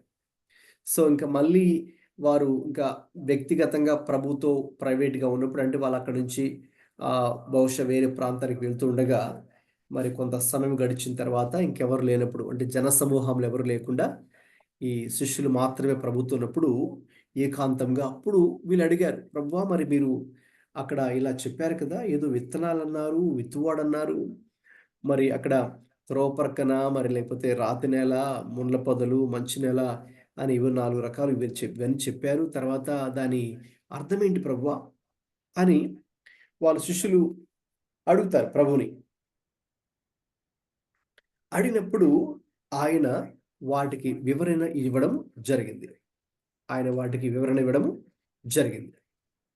ఇంటర్ప్రిటేషన్. ఎనివే, ఒక విధంగా ప్రభు ఆయన వీరిని అర్థం చేసుకొని, ఓకేనండి, మరి వీరి యొక్క బలహీనత అర్థం చేసుకొని, లేదు వీళ్ళు ఇంత షార్ప్గా, యాక్టివ్గా, స్మార్ట్గా లేకపోయినా కూడా మరి ప్రభు కొన్నిసార్లు వారిని విసుక్కున్నప్పటికి కూడా ఆయన తిరిగి వాళ్ళ ప్రేమతో వాటి అర్థాలను తెలియజేశారు.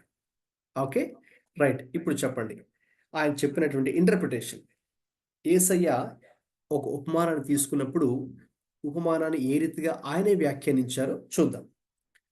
ఈ యొక్క ఉపమానము ఒకసారి మీరు మార్కు సువార్త కూడా రండి. నేను చెప్పాను కదా, ఈ మార్కు, లూకాలు కూడా. మార్కులో అయితే 4వ అధ్యాయము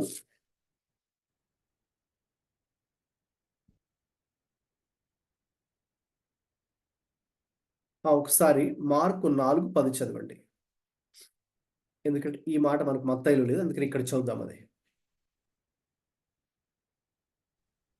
ఒంటరిగా ఉన్నప్పుడు 12 మంది శిష్యులతో కూడా ఆయన చుట్టూ ఉండిన వారు ఆ ఉపమానం గురించి ఆయనను అడిగిరి. రైట్. సో కాబట్టి వాళ్ళు ఏం అడిగారు, ప్రభువా మీరు అది చెప్పారు కదా, దాని అర్థం ఏంటి అని అడిగినప్పుడు ప్రభు ఎలా రెస్పాండ్ అయ్యారు? 13 చదవండి.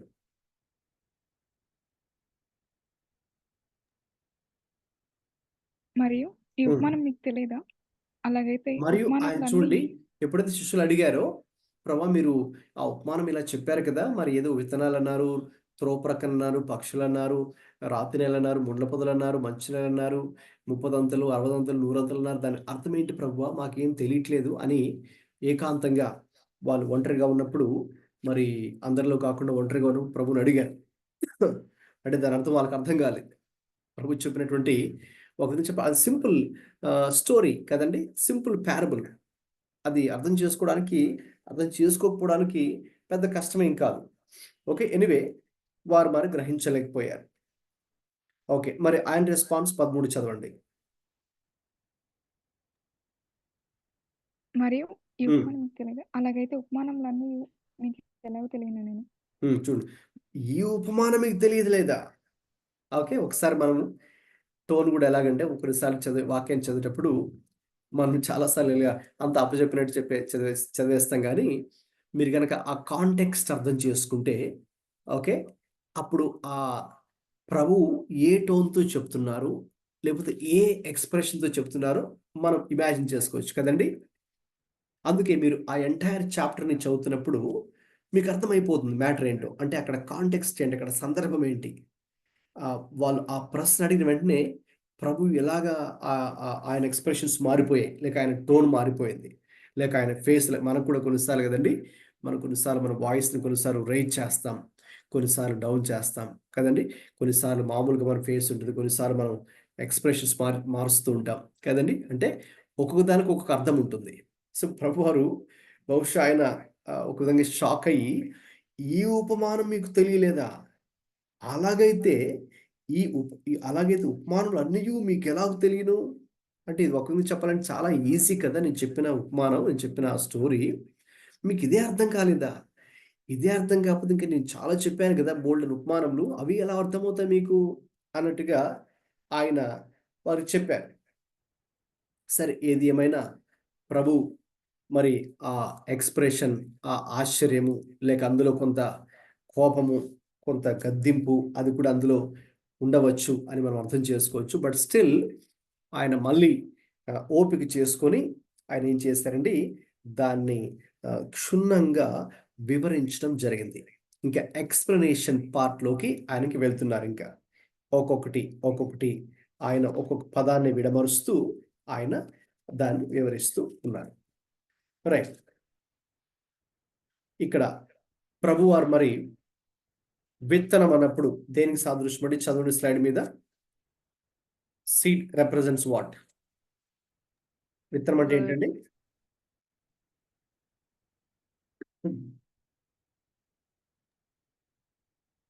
చదవండి, విత్తనం అంటే? Of the kingdom. విత్తనం అంటే Word of the kingdom. Yes, the word, వాక్యము. సో వాక్యము అది విత్తనంతో పోల్చడం జరిగింది. ఓకే, నేల అంటే అర్థం ఏంటండి? Different receptions of the word. Right, అంటే మనం వాక్యాన్ని విన్నప్పుడు మనం ఎలాగ స్పందిస్తున్నామో, మన స్పందనే ఒక నేల. మనం ఎలా రెస్పాండ్ అవుతున్నామో గాడ్స్ వర్డ్కి, మీరు దేవుని యొక్క వాక్యాన్ని వ్యక్తిగతంగా పర్సనల్గా ధ్యానిస్తున్నప్పుడు కావచ్చు, ఇలాగ ఒక బైబిల్ స్టడీలో మీరు వింటున్నప్పుడు కావచ్చు, లేదు మీ చర్చ్లో వెళ్ళి వాక్యాన్ని వింటున్నప్పుడు కావచ్చు, ఓకేనండి. ఇలాగా లేదు, ఒక ఇద్దరు కూర్చొని మీరు డిస్కస్ చేస్తూ వాక్యాన్ని చర్చించుకుంటూ మరి మెడిటేట్ చేస్తూ ఉన్నారనుకోండి, అప్పుడు కావచ్చు. దేవుడు మనకు కొన్ని విషయాలు ఆయన మాట్లాడతారు కదండి. ఆయన మనతో మాట్లాడుతున్నప్పుడు మనం ఎలా రెస్పాండ్ అవుతాం, మనం ఎలా రెస్పాండ్ అవుతున్నామో అదే నేల. ఓకేనా? రైట్, ఇక త్రో పక్కన అన్నప్పుడు అర్థం చెప్పండి. త్రో పక్కన అంటే Don't understand. డజంట్ అండర్స్టాండ్, అంటే ఎవరైతే వాక్యాన్ని అర్థం చేసుకోరో, ఏదో వాళ్ళు వచ్చి అలా కూర్చుంటారు కదండి, కానీ అక్కడ వారు కాన్సన్ట్రేషన్ అక్కడ పెట్టరు, అంటే మనసు అక్కడ ఉండదు. నేను చెప్తుంటాను మామూలుగా, వారి యొక్క బాడీ ప్రజెంట్ కానీ మైండ్ అయితే యాబ్సెంట్, వాళ్ళ మైండ్ కానీ హార్ట్ కానీ absent.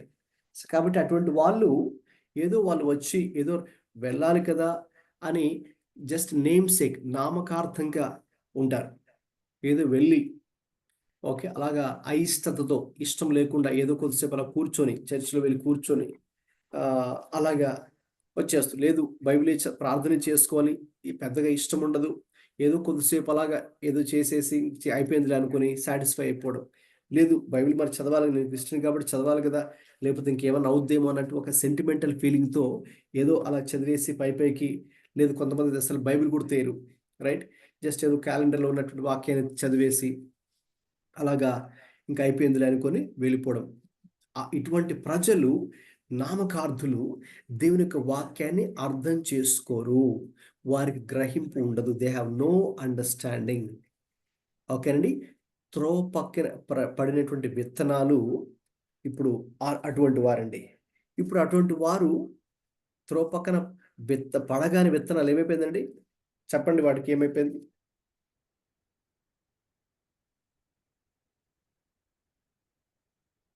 Birds ate them up. అవును, చదవండి. మత్తయి సువార్త 13, 18, 19 తెలుగులో కలిపి ఉన్నాయి, చదవండి. మొట్టమొదటి ప్రభువారు ఇస్తున్నటువంటి వివరణ. Let us see the Matthew. interpretation of Jesus. Matthew 13, 18 and 19. Listen to what the parable of the sower means. When anyone hears the message about the kingdom and does not understand it, the evil one comes and snatches away what is sown in his heart. This is the seed sown along the path. Right అండి, thank you. తెలుగులో చదవండి. 18, 19 కలిపి ఉన్నాయి తెలుగులో. మత్తయి 13. విత్తువాని గూర్చిన ఉపమాన భావము వినుడి. Hmm. ఎవడైనను రాజ్యమును గూర్చిన వాక్యము వినియు గ్రహింపకయుండగా దుష్టుడు వచ్చి వాని హృదయములో విత్తబడిన దానిని ఎత్తుకొని పోవును. త్రోవ ప్రక్కను విత్తబడిన వాడు వీడే. అదండి, అంటే వాక్యము మీరు విన్నప్పుడు, చదివినప్పుడు కానీ విన్నప్పుడు కానీ మీరు దాని గనక గ్రహించకపోతే చాలా పెద్ద ప్రమాదం ఉందండి. ఓకే, ఇప్పుడు మనం ఇంపార్టెంట్ స్టెప్స్లోకి వెళ్తున్నాం. రైట్, ఈరోజు మనకున్న టైంలో ఈ ఒక్క ప్యారబుల్ తీసుకొని, it's very very important parable అండి. ఎందుకంటే మనందరి లైఫ్లో ప్రతి బిలీవర్ లేక ప్రతి దైవ సేవకుడు, మినిస్ట్రీ చేసేవారు కూడా కనుక ఇక్కడ ఉంటే మనందరికీ వచ్చే శోధన ఇక్కడే. రైట్, సో కాబట్టి అందుకే ఇది చాలా మీరు జాగ్రత్తగా గమనించాలి. అందుకే నేను కొంచెం ఎక్స్ట్రా టైం తీసుకొని ఈ యొక్క ఉపమానాన్ని డీటెయిల్గా మనం అధ్యయనం చేద్దాం, తర్వాత ప్రార్థన కూర్చేద్దాం. కాబట్టి మొట్టమొదటిగా ఈ త్రోవ పక్కన పడిన విత్తనాలు ఎవరో మీకు చెప్పాను. వారు వాక్యమును గ్రహించరు. They have no understanding of God's word. చాలామంది నేను చెప్పినట్టుగా చర్చికి వెళ్ళొచ్చు, ఏదో నామకార్థంగా అప్పుడప్పుడు ప్రార్థన చేయొచ్చు, లేక అప్పుడప్పుడు బైబిల్ చదవచ్చు, ఇలా ఉండొచ్చేమో. అయితే వారికి దేవుని రాజ్యాన్ని గురించిన అవగాహన, దేవుని గురించిన అవగాహన, వాక్యాన్ని గురించిన అవగాహన ఏమాత్రము వారికి ఉండదు. చెప్పాలంటే ప్రభువారు ముందే చెప్పినట్టుగా వారి కనులుండి కూడా వాళ్ళు చూడలేరు, చెవులుండి కూడా వాళ్ళు వినలేరు. అందుకే ప్రభువారు ఈ ఉపమానం చెప్పిన తర్వాత ఒక మాట అన్నారు, చెవులు గలవాడు వినుగాక అని చెప్పాను. ఈ ఉపమానం చెప్పిన తర్వాత చెవులు గలవాడు వినుగాక అంటే ఎవరికైతే నిజంగా చెవులు ఉంటాయో వాడే వినుగాక అని అర్థం. అంటే చెవులు అంటే ఇక్కడ దీన్ని భౌతికంగా అర్థం చేసుకోవాలా, ఆత్మీయంగా అర్థం చేసుకోవాలా? చెప్పండి మీరే.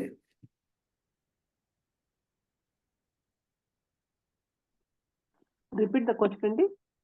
ప్రభువారు ఈ ఉపమానం చెప్పిన తర్వాత చెవులు గలవాడు వినుగాక అని చెప్పారు. అంటే ఇది ఫిజికల్ చెవుల, స్పిరిచువల్ చెవుల? స్పిరిచువల్, ఆత్మీయంగా. ఎందుకంటే అందరికీ చెవులు ఉంటాయి కదండి, చెవులు లేకుండా ఎవరు ఉండరు. మరి అందరూ వింటున్నారు. అయితే ప్రభువారు చెవులు గలవాడు వినుగాక అంటే స్పిరిచువల్ హియరింగ్ ఎవరైతే ఉందో వారే ఇది వింటాడు. ఆత్మీయ వినికిడి ఎవరికైతే ఉంటుందో వారే ఈ ఆత్మీయ సంగతులను వినగలడు, గ్రహించగలడు. ఇది చాలా ప్రాముఖ్యమండి. స్పిరిచువల్ హియరింగ్ మనకు ఉండాలి. ఓకే, లేక స్పిరిచువల్ సీయింగ్ అనేది మనకు ఉండాలి, లేక స్పిరిచువల్ సెన్సింగ్ మనకు ఉండాలి. ఓకే, సో మనకి ఈ యొక్క సెన్సెస్ ఉన్నాయి కదండి. కాబట్టి మనము ఫిజికల్గా చూస్తాం మన కంటితో, మన చెవులతో ఫిజికల్గా వింటాం, అలాగే మన చేతులతో టచ్ చేస్తాం ఫిజికల్గా కదా. స్పిరిచువల్ ఫిజికల్ సెన్స్ మనకుంటుంది. అయితే ఇవన్నీ కూడా దేవుడు ఎందుకు పెట్టాడో తెలుసండి? నేనంటాను ఇవన్నీ దేవుడు ఫిజికల్ రెల్మ్లో మనకి ఎందుకు పెట్టాడంటే మనం స్పిరిచువల్ రెల్మ్లో కూడా, లేక స్పిరిట్ లేక సూపర్ న్యాచురల్ రెల్మ్లో కూడా మనకి ఇవన్నీ జరగాలి. అంటే spiritual seeing, spiritual hearing, spiritual sensing ఇవన్నీ కూడా పని చేయాలి. ఆ పని చేసేటట్టుగానే ప్రభువు నిన్ను నన్ను కూడా మ్యానుఫ్యాక్చరింగ్ చేశారు. అలాగే ఆయన నిన్ను నన్ను కూడా సృష్టించారు. ఓకే, అయితే విచారకరమైన సంగతి, the sad thing is actually you don't pay heed to that part. అందుకే you don't value God's word, you don't try to understand God's word, you don't give time to God's word, you don't choose to love God's word, whereas we choose to do something else. Okay, అది sad thing. అందుకే ఏం జరుగుతుంది మరి అటువంటి వాళ్ళకి? వింటారు, విన్నప్పుడు ఓ బాగుందండి అన్నట్టు కూడా అనొచ్చు వాళ్ళు. ఓకే, వాళ్ళు కొన్ని కామెంట్స్ పాస్ చేస్తారు. బట్ ఏమవుతుంది వాళ్ళకి? వెంటనే వారి మనసులోకి వెళ్ళిపోయిన వాక్యాన్ని ఎత్తుకెళ్ళడానికి పక్కన ఎవరున్నారండి? పక్షులు ఉన్నారు. పక్షులు ఎవరికి సాదృశ్యం ఇక్కడ? The birds represent whom here? Satan. Satan. Yes, వాడు రెడీగా ఉంటాడు. బహుశా మీరు చర్చిలో నుంచి బయటకు రాగానే ఆ బయట ఎంట్రన్స్ దగ్గరే వాడు కాచుకొని ఉంటాడు. ఓకే, నాకు ఈరోజు ఎవరు దొరుకుతారు, నాకు ఎవరు ఈరోజు ఛాన్స్ ఇస్తారు, ఎవరిని బ్రింగేయచ్చు నేను, right? Bible also tells that he is like a roaring lion, right? So what he does is he tries the same thing. Okay, pastor గారు ఆ రోజు ఏ వాక్యం చెప్పారో, ఆదివారం కనుక అయితే ఓకే, లేదా మిగతా డే అయితే కనుక ఆ రోజు కావచ్చు, లేదు ఈరోజు మీరు పర్సనల్ క్వైట్ టైం లేక పర్సనల్ డివోషన్లో మీరు మెడిటేట్ చేసినటువంటి ఆ యొక్క స్క్రిప్చర్ పోర్షన్ ఏదైతే ఉందో, దాని తర్వాత వాడు ఇంక వెంటనే మీ మైండ్లో రకరకాల ఆలోచనలను పెట్టేసి ఏం చేస్తాడండి? వాక్యాన్ని మీ మనస్సులో ఉండనీయకుండా చేస్తాడు. ఫస్ట్ ఆఫ్ ఆల్ వాక్యాన్ని గ్రహించకుండా వాడు చేస్తాడు. ఎందుకంటే వాక్యాన్ని మీరు కనుక గ్రహించలేదనుకోండి, ఇంకా ఈజీ, ఓడిపోవడం చాలా ఈజీ, పాపంలో పడిపోవడం చాలా ఈజీ, ఈ లోకంలో కలిసిపోవడం చాలా ఈజీ, లోకస్తులాగా ప్రవర్తించడం చాలా ఈజీ. ఓకే, మనం ఎమోషన్స్తో ఇక ముందుకు వెళ్ళిపోవడం చాలా ఈజీ, శరీరానుసారంగా జీవించడం చాలా ఈజీ వాక్యం కనుక లేకపోతే. So word of God is the vital thing. దేవుని వాక్యం చాలా చాలా ప్రాముఖ్యమైనదండి. అందుకే మనం దాన్ని గ్రహించాలి. అందుకే చూడండి, కీర్తనకారుడు వాక్యం విషయంలో ఎటువంటి ప్రార్థన చేశాడో మనం గ్రహించాలి. 119వ కీర్తన 18వ వచనాన్ని చదవండి. Psalm 119 verse 18. కీర్తనలు 119 18వ వచనం. Open my eyes that I may see wonderful things in your law. Right. నేను నీ ధర్మశాస్త్రమందు ధర్మశాస్త్రము ముందు ఆశ్చర్యమైన సంగతులను చూచుంటూ నా కనులు తెరువము అని అతడు ప్రార్థన చేస్తున్నాడు. Right. And I pray the similar prayer. నేను కూడా అటువంటి ప్రార్థన, ప్రభువా నేను మీ వాక్యాన్ని కూడా తెరవడానికంటే ముందుగానే, మీ వాక్యాన్ని తెరవడానికంటే ముందుగా మీరు నా యొక్క కన్నులు తెరువు, నా మనస్సు తెరవండి, నా హృదయాన్ని తెరవండి అని నేను ప్రార్థన చేసుకుని అప్పుడు బైబిల్ ఓపెన్ చేస్తూ ఉంటాను. ఎందుకంటే ఇందులో ఏమున్నాయండి? ఆశ్చర్యమైన సంగతులు, wonderful things, amazing things, marvellous things, mysterious things, spiritual things, heavenly things, super natural things కదండి. మన ఈ చిన్న మెదడు అర్థం చేసుకోలేని ఎన్నో గొప్ప సంగతులు, గూఢమైన సంగతులు, ఇర్మియా 33:3 ప్రకారం గూఢమైన సంగతులు, మర్మమైన సంగతులు ఎన్నో ఉన్నాయి కదండి. అవి మనం ఏం చేయాలి? గ్రహించాలి. అవి గ్రహించినట్లు నా యొక్క నేత్రాలు తెరువు ప్రభువా అని తను ప్రార్థన చేశాడు కదండి. అదే నీవు నేను చేయవలసిన పని. ప్రతిరోజు వాక్యం తెరవడానికంటే ముందుగా ప్రభువా ఇందులో ఉన్నటువంటి ఆశ్చర్యమైన సంగతులు, గొప్ప సంగతులు, ఆత్మీయ సంగతులు నేను గ్రహించాలి. ఏదో చదువుకుంటూ వెళ్ళిపోవడం కాదు. వాక్య ధ్యానం అంటే, బైబిల్ స్టడీ అంటే ఏదో ఈరోజు నేను ఒక 10 చాప్టర్లు చదివేశాను అని అది మనం చెప్పుకోవడం కోసం కాదు. రైట్. మీరు ఒక వచనం చదివినా, లేక ఒక ప్యాసేజ్ చదివినా, లేక ఒక చాప్టర్ చదివినా, అందులో మీకు అండర్స్టాండింగ్తో మీరు చదవాలి. గ్రహించారా? గ్రహించకపోతే మరి అర్థం ఏంటి? గ్రహించకపోతే ఎంత చదివినా కూడా మరి ప్రయోజనం లేదు కదండి. ఎందుకు? వెంటనే సాతానుడు సిద్ధంగా ఉన్నాడు. మీరు అది మీ మనసులో నుంచి, మీ హృదయం నుంచి వాడు దొంగలించడానికి. ఎందుకంటే వాడు దొంగ. యోహాను సువార్త 10 ప్రకారం వాడు దొంగతనం చేస్తాడని అక్కడ ఉంది. He steals. What he steals? మన దగ్గర ఉన్నటువంటి మొబైల్ ఫోన్, డబ్బులు వాడు దొంగలించాడు. What he steals? He steals the word of the Lord. ప్రభు యొక్క వాక్యాన్ని మన మనసులోంచి వాడు దొంగలించాలని మొదటి నుంచి ప్రయత్నిస్తున్నాడు. వాడు ఈ ప్రయత్నాన్ని, ఈ ఎఫర్ట్ని ఎక్కడ స్టార్ట్ చేశాడండి? గార్డెన్ ఆఫ్ ఈడెన్, ఏదైనా తోటలో స్టార్ట్ చేశాడు. సక్సెస్ అయిపోయాడు. రైట్. సక్సెస్ అయ్యాడు. ఎలాగంటే దేవుడు ఒక మాట చెబితే ఆదాం హవ్వలతో, మీరు అన్ని వృక్ష ఫలాలు తినండి, అయితే ఇదిగో ఇక్కడ ఉంది ఈ చెట్టు, ఈ వృక్ష ఫలాలు తినకండి బాబు అని దేవుడు చెప్తే మరి ఎగ్జాక్ట్లీ వాళ్ళు నమ్మారు, అలా చేశాడు. అయితే కొంతకాలం అయిన తర్వాత వీడి మధ్యలో సాతానుడు సర్పరూపంలో వచ్చి వాడు అడిగిన ప్రశ్న కూడా అదే. వాడు ఏమని అడిగాడంటే మీరు ఈ తోట చెట్లలో దేని ఫలములోనైనా మీరు తినకూడదని దేవుడు చెప్పేనా? జెనసిస్ చాప్టర్ 3:2, ఆదికాండం 3:2. సో దేవుడు చెప్పినటువంటి మాటను వీరు పూర్తిగా గ్రహించకుండా వీరిలో ఒక కన్ఫ్యూజన్ తీసుకొని రావాలి, లేకపోతే దేవుని యొక్క మాటను దొంగలిస్తే వీళ్ళ మనసులో నుంచి ఇక ఆటోమేటిక్గా నా యొక్క పంతం, నా యొక్క చిత్తం అక్కడ నెరవేరుతుంది, నా ఇష్టం నెరవేరుతుంది అని వాడు అపవాదం ఏం చేశాడండి? ఆ యొక్క హవ్వను మోసగించాడు, ఆదామును కూడా మోసగించాడు. దేవుడు చెప్పినటువంటి ఆ మాటను గ్రహించకుండా, గ్రహింపు వారు లేకుండా తీసేశాడు. వాడు తీసేస్తే ఏమైంది? ఇంక వాళ్ళు వెంటనే పాపం చేశారు, ఆజ్ఞ అతిక్రమించారు, లోకంలోకి మరి పాపం ప్రవేశించింది. రైట్? సో మనకు తెలుసు తర్వాత ఏం జరిగిందో, పాపం, నాశనం. రైట్? అన్నీ కూడా ఆ రీతిగానే వచ్చాయి. కాబట్టి సాతానుడు చేసే పని అండి, మొట్టమొదటిగా మన హృదయాలలో నుండి, మన మనస్సులలో నుంచి, మన జీవితంలో నుంచి, మన కుటుంబంలో నుంచి దేవుని యొక్క వాక్యాన్ని వాడు దొంగిలించి, తద్వారా మనకు అసలు ఏమాత్రం కూడా దేవుని వాక్యం మీద గ్రహింపు లేకుండా వాడు చేస్తాడు. ఇంకా గ్రహింపు లేకుండా చేసాడు అనుకోండి, ఇంకా మనం మన లైఫ్ ఎలా ఉంటుంది ఇంక చెప్పండి, ఊహించుకోండి. ఇంకా మన ఇష్టానుసారంగా మనం చేస్తాం కదండి. మన మనసు ఎటు తోస్తే అటు వెళ్ళిపోతాం, మనోడికి ఏదో వస్తుంది మాట్లాడేస్తాం కదండి. అప్పుడు ఇంకా మనము ఆత్మానుసారంగా, ఆత్మీయంగా మనం జీవించడానికి అవకాశం ఉండదు. చూస్తారండి, చాలా ఇది సీరియస్ మ్యాటర్. అందుకని we need to take this seriously. So taking God's word. So ఇప్పుడు ఏ టైప్ ఆఫ్ సాయిల్, ఓకే, మనం అసలు ఇది ఫస్ట్ స్టేజ్లో ఉంటే ఇంకా చాలా ప్రమాదం.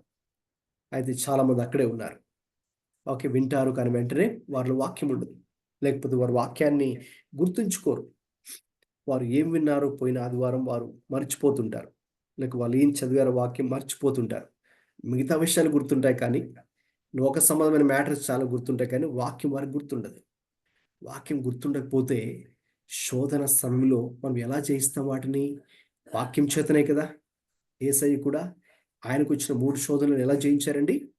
Through the word of the Lord. Right? వాక్యం చేతనే కదా. మరి ఆయన వాక్యం గురించిన అవగాహన ఉంది కదా, ఆయనకు ఉంది కాబట్టే ఆ వాక్యాన్ని ఆయన బయటకు తీసి విశ్వాసంతో దాన్ని ఒప్పుకొని ఆ శోధన జయించారు. రైట్? అర్థమవుతుంది కదండి. రైట్, నేను కొంచెం త్వరగా వెళ్తాను. కాబట్టి ఇది మొట్టమొదటి రకపు నేల. త్రోవ ప్రక్కన పడడం చాలా చాలా ప్రమాదం. ఎందుకంటే పక్షులు సాతాను నుంచి వాక్యాన్ని వెతికిలిపోతాడు. ఇంకా ఏమాత్రం మనకి ఇంకా వాక్యాన్ని గురించిన అవగాహన, గ్రహింపు ఉండదు. రైట్? పేరుకి మనం ఓకే క్రైస్తవులుగా పిలబడుతూ ఉండొచ్చేమో, కానీ దేవుని దృష్టిలో మనం క్రైస్తవులు కాదు. దేవుని దృష్టిలో తిరిగి జన్మించిన అనుభవాన్ని పొందుకున్న వారమైతే మనం కాదు, ఎందుకంటే మనలో వాక్యము లేదు కదా మరి. రైట్? ఇక రెండవ నేల ఏంటండి? ఏం చెప్పారు? మన్ను లేని రాతి నేల. మన్ను లేని రాతి నేల అంటే మన్ను లోతుల్లో లేదు కాబట్టి ఏమైంది? అక్కడ మన్ను లోతుగా లేనందున మొలిచింది. ఓకే, మొలిచింది కానీ వెంటనే సూర్యుడు ఉదయించినప్పుడు అది మాడి వేరు లేనందున no root. Note that point, no root. వేరు లేనందున ఎండిపోయాను. సో మామూలుగా మనం పైకి వృక్షాన్ని చూస్తాం కానీ you only see the fruit but you don't see the roots కదండి. మన బిల్డింగ్నే చూస్తాం పైకి, ఓ బిల్డింగ్ చాలా బాగుంది, 10 అంతస్తులు కట్టారు, 60 అంతస్తులు కట్టారు, చాలా బాగుందని పైకి బిల్డింగ్ చూస్తాం కానీ ఆ బిల్డింగ్ కట్టక ముందు కింద ఫౌండేషన్, ఓకే, వారు ఎంత స్ట్రాంగ్గా వేశారో, ఏ మెటీరియల్స్ వాడారో, ఎంత లోతు ఓకే తీశారో దాన్ని మనం చూడం కదండి. అది కనిపించదు, మనకు కనిపించదు పైకి కనిపించే బిల్డింగే. Okay, roots are very very important. Foundation very very important. పునాది చాలా ప్రాముఖ్యమైనది, వేర్లు చాలా ప్రాముఖ్యమైనవి. మన వేర్లు ఎంత లోపలికి వెళ్తాయో అంత స్ట్రాంగ్గా ఆ వృక్షం ఉంటుంది. అర్థమవుతుంది కదండి. అయితే ఇక్కడ జరిగిన సంభవం ఏంటంటే రాతి నేలలో పడ్డాయి కాబట్టి మన్ను లోతుల్లో లేదు కాబట్టి అది మొలిచి వెంటనే సూర్యుడు వేడిమికి అది వేడిమికి ఎండిపోయింది కాబట్టి అది కూడా ఫలము ఇవ్వలేదు. రైట్. ఇప్పుడు దాని అర్థాన్ని చూద్దాం. దాని అర్థాన్ని చూడాలంటే మత్తయి సువార్త 13:20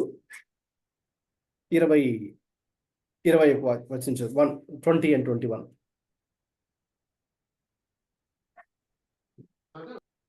మాథ్యూ 13:20-21 చదవండి. రాతి నేలను విత్తబడిన వాడు వాక్యము విని వెంటనే సంతోషముతో దానిని అంగీకరించువాడు. అయితే అతనిలో వేరు లేనందున అతడు కొంతకాలము నిలుచును గాని వాక్యము నిమిత్తము శ్రమ అయినను హింస అయినను కలుగగానే అభ్యంతరపడును. చాలమ్మా, గుడ్. అది సెకండ్ టైప్ ఆఫ్ సాయిల్, రెండవ రకమైన నేల. దానికి మీనింగ్ కూడా ప్రభువారు చెప్తున్నారు. శిష్యులు వచ్చి అడిగారు, మీనింగ్ ఆయన చెప్తున్నారు. ఏంటి ఈ రాతి నేల అంటే మన్ను, లోతుల్లో మన్ను లేదు కాబట్టి ఈ రాతి నేల పడిన వారంట వాక్యమును మాత్రం వింటారు. ఓకే, ఫస్ట్ సిలువను వాళ్ళు వాక్యం కూడా సరిగ్గా వినరు, యాబ్సెంట్ మైండ్తో ఉంటారు.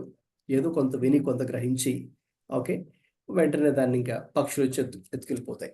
ఈ సెకండ్ స్టేజ్లో ఉన్న వాళ్ళు ఏంటంటే వాక్యాన్ని వింటారు, శ్రద్ధగా వింటారు, తర్వాత గ్రహించుకుంటారు. గ్రహింపు కూడా ఉంటుంది. ఫస్ట్ వాళ్ళకి గ్రహింపు అసలు ఉండదు చెప్పాను. రెండవ టైప్లో గ్రహింపు ఉంటుంది. అయితే ఏంటంట, వీరు విని వెంటనే సంతోషంతో కూడా అంగీకరిస్తారు. అయితే అతనిలో ఏది లేనందున చదవండి. What is not there in that person? Root, వేరు లేనందున కదండి. అంటే అతను ఏదో పైకి విని పైకి అది బాగుందిలే అనుకునే సంతోషంతో వెళ్ళిపోయాడు, కానీ ఇంకా దాన్ని వ్యక్తిగతంగా తన జీవితంలోకి అన్వయించుకోలేదు. నేను చెప్పాను స్టార్టింగ్లో, application part. You need to be applying God's word your life. So అది వేరు లేదు కాబట్టి అది కొంతకాలమే నిలుస్తుంది. అంటే కొద్ది రోజులే ఆయన ఆత్మీయంగా ఉంటాడు, మళ్ళీ పడిపోతాడు, మళ్ళీ లోకంలో పాపంలో మళ్ళీ శోధనలో టెంప్టేషన్స్లో పడిపోతాడు. అలాగ పడుతూ లేస్తూ ఆ టైప్గా వాళ్ళు ఉంటారు. సో ఇలాగా ఎందుకంటే రూట్ లేదు కాబట్టి స్ట్రాంగ్గా స్పిరిచువల్గా ఉండదు. అందులో వారిలో ఈ స్టెబిలిటీ ఉండదు, స్థిరత్వం ఉండదు. ఇంకా దేవుని వాక్యం కోసం ఏదైనా ఒక శ్రమ కానీ హింస కానీ కలగగానే వాళ్ళు ఇంకా అభ్యంతర పడిపోతూ ఉంటారు. ఫర్ ఎగ్జాంపుల్, మరి వారు ఒక్కరే వారింటిలో ప్రభువుని అంగీకరించిన వారు అనుకోండి. ఇంట్లో వాళ్ళు తెలిసిన తర్వాత, ఏంటిలాగా నువ్వు చర్చ్కి వెళ్తున్నావు అంటే తెలిసింది, ఏంటిలాగా నువ్వు జీసస్ నమ్ముకున్నావు అంటే తెలిసింది, ఏంటిలాగా నువ్వు బైబిల్ చదువుతున్నావు అంటే తెలిసిందని వాళ్ళ అమ్మా నాన్న వాళ్ళు కోప్పడగానే, లేక ఏదైనా ఎవరైనా వాళ్ళ ఫ్రెండ్స్ వాళ్ళు చూసి ఏదైనా ఒక మాట అనగానే, లేకపోతే క్రిస్టియన్ అని మనల్ని ఏదైనా హ్యూమిలియేట్ చేసి హెరాస్ చేస్తున్నట్టు, టీస్ చేస్తున్నట్టు మాట్లాడుతూ నలుగురిలో చిన్న అవమానపరిచి మాట్లాడారనుకోండి, మనం చాలా ఫీల్ అయిపోతాం. చాలా ఫీల్ అయిపోయి, చాలా అభ్యంతరపడి, అఫెండ్ అయిపోయి, ఇంకా ఏ స్థాయికి అఫెండ్ అవుతామంటే ఇంకా అసలు ఎందుకులే మరి ఈ బైబిల్ కానీ, లేకపోతే ఎందుకులే జీసస్తో ఈ ఫెలోషిప్ కానీ, లేకపోతే ఎందుకులే మనం ఇంకెలా వెళ్ళడము, అందరూ కూడా నాన్న మాట్లాడుతున్నారు కాబట్టి ఇంకా చివరికి మనం ముందులాగే ఉందాము. రైట్. నేను కొంతమంది చూస్తున్నప్పుడు, కొంతమంది విశ్వాసులుగా ఉన్నవారు, ఒకప్పుడు చర్చకు వచ్చిన వారు ఈరోజు మళ్ళీ లోకంలో కలిసిపోయారు. వారు పాపం చేస్తూ ఉన్నారు, లోకస్తులాగా మారిపోయారు. ఎందుకంటే వారు దేవుని కొరకు, వారి విశ్వాసం కొరకు కొన్ని పరిస్థితులు ఎదురైనప్పుడు వాళ్ళలో వేరు లేదని చెప్పాను కదండి. No root in them. So వాళ్ళు చాలా ఫాస్ట్గా మారిపోతారు. అది చాలా చాలా ప్రమాదకరమైన పరిస్థితి. చాలా ప్రమాదకరమైన పరిస్థితి. మనకు కూడా అటువంటి పరిస్థితులు ఎదురవుతాయి. రైట్. ఇప్పుడు నేను ఇవన్నీ వివరిస్తున్నప్పుడు ఈ వాక్యాన్ని మన జీవితానికి అన్వయించుకుందామండి. అసలు నేనెక్కడున్నాను ఇప్పుడు, నా ఆత్మీయ స్థితి ఎలా ఉందో పరీక్షించుకుందాం. నేను అసలు ఈ యొక్క త్రోవ పక్కన పడిన నేలలో నేనున్నానా, లేదంటే ఇక్కడ ఈ యొక్క రాతి నేల పడిన వ్యక్తిగా ఉన్నా? క్రీస్తు కోసం మరి కొన్ని ఈ యొక్క నిందలు కానీ ఇబ్బందులు కానీ ఎదురవుతాయని ప్రభువే చెప్పారు. యోహాను సువార్త 16:33లో మీకు లోకంలో శ్రమ కలుగును, ఆయన ధైర్యం తెచ్చుకోండి, నేను లోకాన్ని జయించి ఉన్నానని యేసయ్య చెప్పారు కదండి. కాబట్టి లోకంలో మనకు మన ఫ్రెండ్స్ ద్వారా కావచ్చు, బంధువుల ద్వారా కావచ్చు, ఇరుగు పొరుగు వారి ద్వారా కావచ్చు, మీరు వర్క్ చేస్తూ ఉంటే, జాబ్ చేస్తూ ఉంటే, బిజినెస్ చేస్తూ ఉంటే, మరి అక్కడ మీ కొలీగ్స్ ద్వారా కావచ్చు, కొన్ని మనకు ఎదురవుతూ ఉంటాయి. అటువంటి పరిస్థితుల్లో వాళ్ళు ఇలా అంటున్నారు, వీళ్ళు ఇలా అంటున్నారు, మనమేమి చెప్పి మన విశ్వాసాన్ని వదులుకోవాల్సిన అవసరం లేదు కదండి. మన యేసుని విడిచిపెట్టాల్సిన అవసరం ఏమి లేదు కదండి. సో అటువంటి పరిస్థితుల్లోనే మన విశ్వాసాన్ని మరి మనము ఎగ్జిబిట్ చేయాలి, డెమాన్స్ట్రేట్ చేయాలి. సో దానికి ఆ యొక్క రూట్ కావాలి. అందుకే మన లైఫ్ వేరు, ఓకేనండి. Roots very important. ఓకే, ఏదో పైన కనబడే జీవితం కాదండి క్రైస్తవ జీవితం. అందుకే Christianity is not about outward life but inward life. చెప్పాను, రూట్ అంటే లోపల కిందకి వెళ్తుంది, మనకు కనబడదు కదండి రూట్స్. అలాగే నిజమైన క్రైస్తవ జీవితం ఏంటంటే ఏదో మన బయటికి కనిపించేది కాదు, కనబడని మన యొక్క అంతరంగిక స్వభావం, యువర్ ఇన్నర్ మ్యాన్.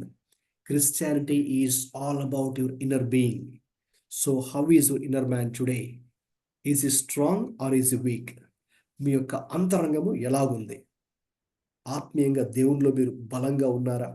లేదంటే ఈ చిన్న చిన్న సమస్య రాగానే వెంటనే కురిగిపోయేవారుగా, అయ్యో ఎందుకు ఇలా జరుగుతుంది, లేకపోతే అసలు నిజంగా దేవుడు ఉన్నాడా లేదా అని చాలా డిస్కరేజింగ్ థాట్స్, లేకపోతే చాలా డిసప్పాయింటింగ్ థాట్స్, ఇంకా అవి వాటికి అవకాశం ఇస్తే ఇంకా ఇంకా ఎక్కువ ఎంటర్టైన్ చేశారనుకోండి, ఇంకా సాతానుడు రైట్ ఇక మనల్ని ఇంకా మోసం చేసి ఇక చివరికి మన విశ్వాసం మీద దెబ్బ కొట్టి వాడు మనల్ని విశ్వాసం నుంచి బయటకు లాగాలనే ఉద్దేశమే కదండి వాడిది. కాబట్టి సాతానికి అవకాశం ఇస్తున్నారా? ఇవ్వద్దు. Right, be strong. మన రూట్స్ బలంగా ఉండాలి. ఓకే, 3వ రకం నేల. టైం అవుతుంది కాబట్టి తొందరగా ముగించేస్తానండి. ఇది ముండ్ల పొదలు.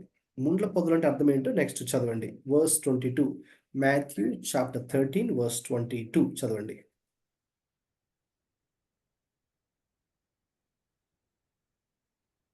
ముండ్ల పొదలలో విత్తబడిన వాడు వాక్యము వినువాడే గాని ఐహిక విచారమును ధనమోసమును ఆ వాక్యమును అణిచివేయును గనుక వాడు నిష్ఫలుడవును. రైట్. సో ఈ ముండ్ల పొదలో విత్తబడిన వాడు ఎవరంటే, ఎటువంటి సాయిల్ అంటే వీళ్ళు, ఎటువంటి టైప్ ఆఫ్ బిలీవర్స్ అంటే వీళ్ళు వాక్యాన్ని వింటారు. ఓకేనండి, వాక్యాన్ని వింటారు, వాక్యాన్ని గ్రహిస్తారు. ఓకేనండి, వాక్యాన్ని సంతోషంతో కూడా అంగీకరిస్తారు. కొంతకాలం చక్కగా ఉంటారు, చక్కగా మందిరానికి వెళ్తారు, చక్కగా ప్రార్థన చేస్తారు, చక్కగా వాక్యాన్ని చదువుతారు. ఓకేనండి, అంతేపాటు చక్కగా దేవుని సేవకులకి వాళ్ళు సహకరిస్తారు, దేవుడి సేవకుడు చెప్పిన మాటలు కూడా వింటూ ఉంటారు. ఓకేనండి, అయితే ప్రాబ్లం వల్ల ఎక్కడొచ్చిందంటే, ఐహిక విచారమును ధనమోసమును ఆ వాక్యమును అణిచివేయును గనక వాడు నిష్ఫలుడగును. రైట్, ఈ ముండ్ల పొదల్లో పడిన మొలకైతే మొలకెత్తింది, విత్తనమైతే మొలకెత్తింది, కానీ అది పైకి రాలేకపోయింది. ఎందుకు? ఆ ముండ్ల పొదలన్నీ దాన్ని అణిచివేసి ఫర్ ఎగ్జాంపుల్ ఇంతవరకు హైట్ ఎదిగింది అనుకోండి, దాన్ని అణిచివేస్తాయి. బహుశా మళ్ళీ అది కృంగిపోయి మళ్ళీ కొంతకాలానికి మళ్ళీ ఓకే చిగురు పుట్టి మళ్ళీ పైకి వచ్చింది అనుకోండి, మళ్ళీ ఇవి అణిచివేస్తాయి. మళ్ళీ ఇలా అణిచివేయడం వలన ఇంకా అది ఏమాత్రము పైకి ఎదగలేకుండా నిష్ఫలమైంది, అంటే ఫలం రాలేదు. అలా మనకు కూడా దేవుళ్ళు ఎదుగుతూ ఉండగా మనకు సాతానుడు ఈ ఐహిక విచారములు, ధనమోసము, ఈ లోక సంబంధమైనటువంటి విషయాలు, ఓకేనండి, ఇవన్నీ కూడా మనం బంధువుల ద్వారా కావచ్చు, మనుషుల ద్వారా కావచ్చు, వారి ద్వారా వీరి ద్వారా ఎన్నో రకాలుగా ఈ లోక సంబంధమైనటువంటి ఐహిక విచారములు మనకు కలుగు చేస్తాడు. అప్పుడు మన మనస్సు, అప్పటిదాకా ప్రభు మీద ఉన్నటువంటి మనస్సు, అప్పటిదాకా వాక్యం మీద ఉన్న మనస్సు, అప్పటిదాకా ప్రార్థన మీద ఉన్న మనస్సు ఇటు ఇంకా అటు వెళ్ళిపోద్ది. అటు ఇటు ఇంకా ఎప్పుడైతే నువ్వు అవకాశం ఇస్తావో అంతే, సాతానుడు రెడీగా ఉంటాడండి మనల్ని మోసం చేయడానికి, మన అటెన్షన్ డైవర్ట్ చేయడానికి, మన ఫోకస్ డైవర్ట్ చేయడానికి. ఇంకెప్పుడైతే మనం ఈ లోక సంబంధమైన వాటికి, లేక మీకు ఎదురవుతున్నటువంటి ఇబ్బందులు కావచ్చు, లేక మిగతా ప్రతికూల పరిస్థితులు కావచ్చు, వాటికి అవకాశం ఇచ్చారనుకోండి, ఇక మన దృష్టి ప్రభు మీద కాకుండా పరిస్థితుల మీదకి వెళ్ళిపోతుంది. అది చాలా ప్రమాదకరమైన పరిస్థితి. రైట్, పేతురు కూడా ఏం జరిగిందండి, దోణి మీద వెళ్తున్నప్పుడు ప్రభు నీటి మీద నడుచుకుంటూ వచ్చాడు కదా, మరి వాళ్ళందరూ దయ్యము లేక భూతమును భయపడ్డారు. లేదు, నేనే అని ప్రభు చెప్పినప్పుడు, ప్రభు నీవే అయితే నాకు కూడా నడవడానికి శక్తిని మనప్పుడు నడువు పేతురు అన్నప్పుడు పేతురు లేచి చక్కగా ప్రభు వైపు చూస్తూ నీటి మీద నడిచాడు కొంత దూరం. మళ్ళీ ఒక్కసారిగా చుట్టూ అలలు, ఆ శబ్దాలు, కెరటాలు, గాలులు, వాటి మీద దృష్టి పెట్టుడు ఏం జరిగిందండి? వెంటనే మునిగిపోయాడు. అంటే ప్రభు మీద ఉన్నంత వరకు తన దృష్టి నడిచాడు నీటి మీద. ఎప్పుడైతే దృష్టిని ప్రభు మీద కాకుండా పరిస్థితుల మీదకి మళ్ళించాడో అక్కడే పతనము, పడిపోవడం స్టార్ట్ అయింది. కాబట్టి మనం కూడా అంతేనండి. ఈ ముళ్ళ పొదలన్నీ కూడా మనల్ని అణిచివేలే ప్రయత్నం చేస్తాయి. ప్రతికూల పరిస్థితులు కొన్నిసార్లు మనకి ఇంటి వారే కావచ్చు, బంధువులే కావచ్చు, పరిచయస్తులే కావచ్చు, సాతానుడు ఎవరినైనా వాడు ఉపయోగించుకొని వాడు ఏం చేస్తాడు? మన విశ్వాసాన్ని దెబ్బ కొట్టాలి, మనల్ని ఆత్మీయంగా ఎదగనివ్వకూడదు. రైట్?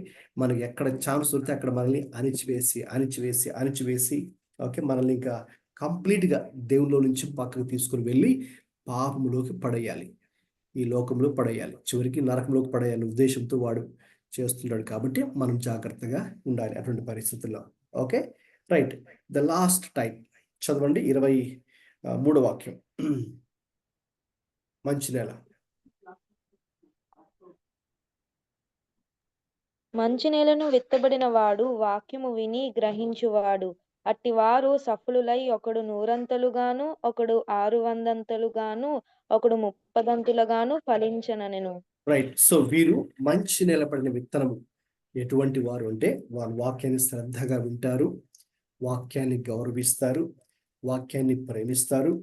అలాగే వారికి కొన్ని శ్రమలు వచ్చినప్పుడు కానీ, ఆపదలు వచ్చినప్పుడు కానీ, అవమానకరమైన పరిస్థితులు ఎదుర్కొన్నప్పుడు కావచ్చు, రైట్, అటువంటి పరిస్థితులు కూడా ఇక ప్రభు మీద దృష్టి నిలుపుతారు, పరిస్థితుల మీద దృష్టి పక్కకు మళ్ళించరు, అటు ఇటు దృష్టి పెట్టరు. రైట్? వారు లేకపోతే అటు ఇటు ఊగిసలాడరు, లేకపోతే కొద్ది రోజులు దేవుళ్ళు, కొద్ది రోజులు లోకంలో, అలా వారు ఉండరు. రైట్? నాకు అది కావాలి, ఇది కావాలి అనే ఒక రెండు విమనస్కు వారిలో ఉండదు, డబుల్ మైండెడ్నెస్ వారిలో ఉండదు, ఫోకస్డ్. ఓకేనండి, కంప్లీట్గా ప్రభు మీద వారి దృష్టి వారు పెడతారు. ఈ లోకంలో ఎన్ని శ్రమలు వచ్చినా, ఎన్ని బాధలు వచ్చినా, ఎన్ని అవమానకరమైన పరిస్థితులు వచ్చినా కూడా వాళ్ళు ఏవి కూడా వాటిని లెక్క చేయరు. అంటే లెక్క చేయాలంటే వాళ్ళకి ఏ బాధ ఉండదని కాదు, బాధ ఉంటుంది, అవి అనుభవిస్తూనే కూడా ప్రభువునే వారు ప్రభుకే ప్రథమ స్థానం ఇచ్చే first priority, first place only to God and to nobody else or nothing else. Okay, ఒక సమర్పణతో, ఒక కమిట్మెంట్తో, ఒక డెడికేషన్తో, రైట్, ఒక రైట్ డెసిషన్ తీసుకొని ప్రభు కోసం వారు ముందుకు వెళ్తారు. కాబట్టి వారు ఇంకా ప్రభు ఏం చేస్తారు? ప్రభు కూడా వారు తోడుగా ఉంటారు, ప్రభు కూడా తోడుగా ఉండి వారిని ఆదరించి, బలపరిచి, నడిపించి సహాయం చేస్తారు. కాబట్టి ఇక నెక్స్ట్ వారు ఫలిస్తారు. రైట్? ఆ ఫలించే వాళ్ళు కూడా మళ్ళీ మీకు చెప్పాను కదండి, 3 రకాలుగా ఉంటారు. కొంతమంది ఏమో 30% 30 కొంతమంది 60% 60, కొంతమంది ఏమో 100% టోటల్ 100% ఫలించేవారుగా ఉంటారు. ఓకేనా? సో కాబట్టి అది చాలా ప్రాముఖ్యమైన సంగతి. మనము ఆ యొక్క మంచి నేల పడిన విత్తనం లాగా మనం ఉండాలి. అందులో కూడా మళ్ళీ మనం ప్రశ్నించుకోవాలి, ఎక్కడున్నాం మనం? 30% ఈల్డింగ్లో ఉన్నామా, 60%, 100%? రైట్? అఫ్ కోర్స్ ఒకేసారి 100% వెళ్ళమండి, 30తోనే స్టార్ట్ చేస్తాము. ఓకే, 30తో స్టార్ట్ చేస్తే okay, as the days go by ప్రభులో ఎదుగుచు ఇంకా ఆయన ప్రేమిస్తూ, ఇంకా ఆయనకి మనం సమీపంగా వస్తూ, ఇంకా రైట్, మన దేవుని కోసం జీవిస్తున్నప్పుడు, సాక్షులుగా జీవిస్తున్నప్పుడు, అలాగే మరి మన ప్రభులో ఎదిగినప్పుడు, అప్పుడు మరి 100 ఫలించే దినం కూడా వస్తుంది. దానికి అంటే మన సొంత శక్తి చేత కాదు, ప్రభు కూడా సహాయం చేస్తారు. బట్ మన గోల్ అయితే అది అయి ఉండాలి. ఓకేనండి? ఓకే, సో కాబట్టి ఇక్కడ ఈ ఉపమానం ప్రభు చెప్పినప్పుడు, ఓకేనండి, చాలా విషయాలు ఇందులో ఉన్నాయి. Not all will accept the gospel. మనం సువార్త ప్రకటించినప్పుడు అందరూ కూడా యాక్సెప్ట్ చేయరు. Some won't understand, respond, remember. కొంతమంది వాటిని అర్థం చేసుకోరు, రెస్పాండ్ అవ్వరు, అర్థమైన రెస్పాండ్ అవ్వరు, జ్ఞాపకించుకోరు. కొంతమంది శ్రమలు రాగానే పడిపోతుంటారు, వెనక్కి వెళ్ళిపోతుంటారు. Others will be distracted by the word. కొంతమందికి ఏమో కొన్ని బలహీనతలు ఉంటాయి, లోకాశలు ఉంటాయి. కాబట్టి ఆ లోక ఆశలు మట్టి వారు వెనక్కి వెళ్ళిపోతుంటారు. మరి యోహాను చెప్పినట్టుగా శరీరాశ, నేత్రాశ, జోబుడము వారిని లాగుతూ ఉంటాయి. సో వారు కొంత మట్టుకే ప్రభులో ఉండి, మరి కొన్ని పరిస్థితులు మారినప్పుడు వాళ్ళు ప్రభులో ఉండరు. ఓకే, అయితే మరి కొంతమంది అంతం మట్టుకు, ప్రభు అన్నాడే ప్రకటన గ్రంథంలో, అంతము మట్టుకు వారు సహించి అన్ని పరిస్థితుల్లో కూడా వారు ప్రభు కొరకు నిలబడి వారు రక్షణను కాపాడుకొని దేవుణ్ణి నిజంగా ప్రేమించేవారిగా ఉంటూ వారు దేవుని కొరకు సాక్షులుగా జీవిస్తారు. అటువంటి వారి ద్వారా ప్రభుకి మహిమ కలుగుతుంది. రైట్, వారు కూడా ఇతరులు కూడా దీవెనకరంగా ఉంటారు. ఆ మంచి నిలబడినటువంటి విత్తనాలు ఏ రీతిగా అయితే ఫలించాయో ఆ రీతిగా మరి మనం కూడా మహిమ నుంచి అధిక మహిమకు, కృప నుంచి అధిక కృపకు మనం కూడా స్టెప్ బై స్టెప్ ఎదుగుతూ ఉంటాం, ఫలిస్తూ ఉంటాం. ఓకే, ఫస్ట్ చిన్న చిన్న విషయాలు మీరు నమ్మకంగా ఉండి ఆ నమ్మకత్వాన్ని చూపిస్తుంటే దేవుడు ఇంకా మనకు అనేక అవకాశాలు ఇవ్వడం ద్వారా అలాగ మరి మనం స్టెప్ బై స్టెప్, రైట్, ఒకేసారి మనం ఎవరు కూడా పైకి వెళ్ళిపోలేరు కదండి. సో కాబట్టి మీరు 10th ఫ్లోర్కి వెళ్ళాలంటే ఫస్ట్ స్టేర్ నుంచి మీరు వెళ్ళాలి. ఫస్ట్, సెకండ్, థర్డ్ అలాగా స్టెప్ బై స్టెప్ మనం వెళ్తూ ప్రభు కొరకు ఫలించేవారుగా ఉండాలన్నది ప్రభు చిత్తము. అదండి ఈ ఉపమానం యొక్క భావం. అది ప్రభు గ్రహించాలని చూసారా. ఆయన ఇంటర్ప్రిటేషన్ ఏ రీతిగా ఉందో ఈ మనకి 3 సువార్తలు కూడా ఆయనే ఇంటర్ప్రిట్ చేసినట్టుగా ఉంది. సో అలాగ మరి మనం గ్రహించి మన జీవితానికి ఆ యొక్క ప్రిన్సిపల్స్ ఉంటాయి. ప్రతి ప్యారబుల్లో కూడా ప్రభు కొన్ని ప్రిన్సిపల్స్ పెడతారు, నియమం, సూత్రం, ఆత్మీయ సత్యం. దాన్ని మనం క్యాచ్ చేయాలి. దాన్ని క్యాచ్ చేసి ఆ ప్రకారంగా జీవించాలని ప్రభు యొక్క ఉద్దేశమైంది. రైట్. సో ముఖ్యంగా ఈరోజు మనం స్టడీ చేసిన ఉపమానము చాలా చాలా ప్రాముఖ్యమైనది. ఎందుకంటే మన అనుదిన జీవితంలో మనందరికి ఎన్నో పరిస్థితులు ఎదురవుతుంటాయి. అయితే ఆ పరిస్థితుల్లో మీరు దేవుని వాక్యానికి ఎలా స్పందిస్తున్నావు? ఓకే, అంటే నీ హృదయము ఎటువంటి నేల మీద ఉందో మనల్ని మనమే పరీక్షించుకోవచ్చు. ఒకవేళ ఐహిక విచారములు ఎక్కువ అవుతూ కనుక ఉంటే, రైట్, మనం దాన్ని అర్థం చేసుకోవచ్చు. మరి మనము 2nd స్టేజ్లో ఉన్నాం లేక 3rd స్టేజ్లో ఉన్నాం. అలాగా ఎప్పటికప్పుడు పరీక్షించుకుంటే ఒకవేళ కనుక మనం అది కనుక ఏమైనా గ్రహించినట్లయితే వెంటనే ప్రభు దగ్గర మనం ఆ విషయాలు పశ్చాత్తాపడి ప్రభు దగ్గర క్షమాపణ అడిగి, ప్రభు మరి నేను ఈ రీతిగా ఉన్నానయ్యా, ఇది నా పరిస్థితి, నాకు సహాయం చేయ తండ్రి, నేను ఇంకా ఎదగాలి, మంచి నేలను పడిన విత్తనంగా నేను ఉండాలని ఆశతో మనం గనుక ప్రభుని అడిగితే ప్రభు తప్పకుండా మనకు సహాయం చేస్తాడు. రైట్, అటువంటి కృప మనందరికీ ప్రభు అనుగ్రహించాలని మనందరూ ప్రార్థన చేద్దామండి. రైట్, ఇంకా లాస్ట్ ఫ్యూ మినిట్స్ టైం ఉంది కాబట్టి మరి మీలో ఈరోజు మీరు విన్న విషయాల్లో ఏవైనా మీరు పంచుకోవాలనుకుంటే తప్పకుండా ఇప్పుడు ఒక్కొక్కరు మైక్ ఆన్ చేసుకొని కనీసం ఒక విషయాన్ని మీరు చెప్పడానికి ప్రయత్నించండి. That be blessing to others also. మీకు ఎప్పుడు చెప్తుంటాను కదా, మీరు విని దాన్ని రెస్పాండ్ అయినప్పుడు అది ప్రభుకి మహిమ, వినేవారికి కూడా బ్లెస్సింగ్గా ఉంటుంది. సో అలాంటి వారు వెంటనే ఒకరి తర్వాత ఒకరు మైక్ ఆన్ చేసుకొని ఈరోజు మీరు ఎలా బ్లెస్ అయ్యారో, ఏ విషయం నేర్చుకున్నారో, లేక ప్రభు మీతో ఏ విషయం మాట్లాడారో మీరు షేర్ చేయండి, పంచుకోండి.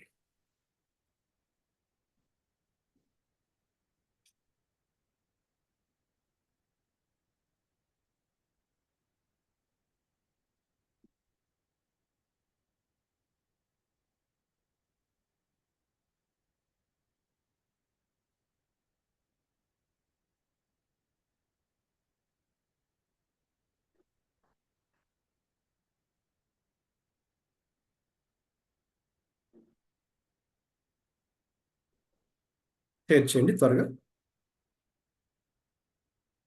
ఎవరైనా షేర్ చేయాలనుకుంటే.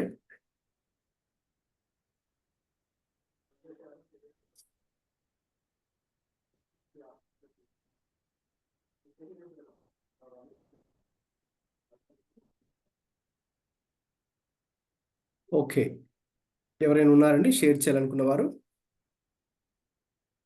బిఫోర్ ఐ క్లోజ్, ప్రేయర్ చేసి ఆశీర్వాదం ఇవ్వడానికంటే ముందుగా మరి ఎవరైనా ఉంటే త్వరగా షేర్ చేయండి.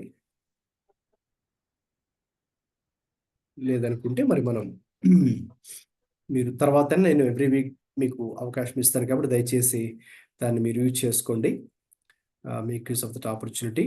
ఎవ్రీ వీక్ నేను మీకు టైం ఇస్తున్నా కాబట్టి మీరు నేర్చుకున్న సంగతుల్ని తర్వాత మీరు దీన్ని ధ్యానించినప్పుడు దేవుడు మీతో మాట్లాడుతున్న సంగతులు, మీరు నేర్చుకున్నటువంటి నూతనమైన సంగతులు కావచ్చు, వాటిని పంచుకోవడానికి సిద్ధపడండి. ప్రార్థన చేసుకుని ఆశీర్వాదంతో ముగించుకుందాం. ప్రేమగల తండ్రి, ప్రభువా, ఈ రోజున ఉపమానములను గురించి ఎందుకు మీరు ఉపమాన రీతిగా బోధించారో దాని యొక్క భావం గురించి, అలాగే ప్రభా మరి ముఖ్యంగా విత్తనాలు ఉపమానం గురించినటువంటి సంగతులు అయ్యా మరి తండ్రి, ఆ యొక్క 4 రకాల స్పందనలు లేదా 6 రకాల నేలలు ఉన్నాయని కూడా మేము పరిశీలించాం ప్రభువా.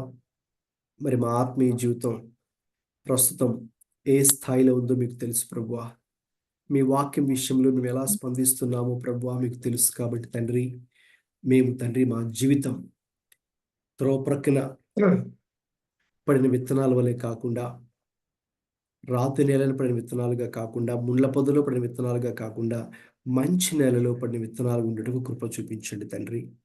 అది కూడా అంచెలంచెలుగా, 30దంతలుగా, 60దంతలుగా, 100అంతలుగా ప్రభా క్రమేణా మా జీవితము ఫలభరితమైన జీవితంగా ఉండాలన్నదే మా ఆశ. మీ ఆశ కూడా అదే కదా ప్రభువా.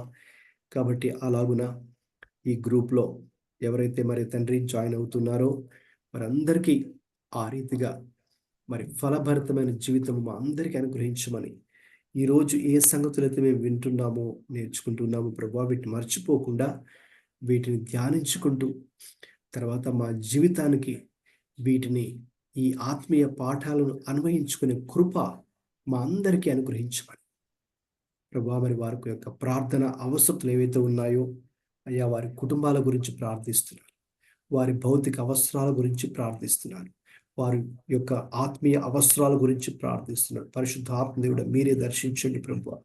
ప్రతి బిడ్డకు, ప్రతి కుటుంబానికి మీరే సహాయం దయచేయండి. వాక్యమై ఉన్న దేవా, వాక్యం ద్వారా మీ బిడ్డలతో మాట్లాడండి, బలపరచండి, ఆదరించండి, నడిపించండి, సహాయం దయచేయండి, స్వస్థపరచమని యేసుక్రీస్తు ప్రభువారి పరిశుద్ధ నామములో ప్రార్థిస్తున్నాము తండ్రి. ఆమేన్. ఇప్పుడు మన తండ్రి అయిన దేవుని ప్రేమయు, మన ప్రభు అయిన యేసుక్రీస్తు కృపయు, పరిశుద్ధాత్మ దేవుని తోడు సహవాసం మనందరికీ ఇప్పుడు ఎల్లప్పుడూ సదాకాలం తోడే ఉండి నడిపించును గాక. ఆమేన్. ఆమేన్. అందరికీ ప్రైజ్ లార్డ్ అండి. వందనాలు. దేవుడి ముందు దీవించును గాక. వచ్చే వారం ఇలాగే మనం ఆన్లైన్లో మరి గ్యాదర్ అయి దేవుని యొక్క వాక్యాన్ని కలిసి నేర్చుకుందాం. God bless you all.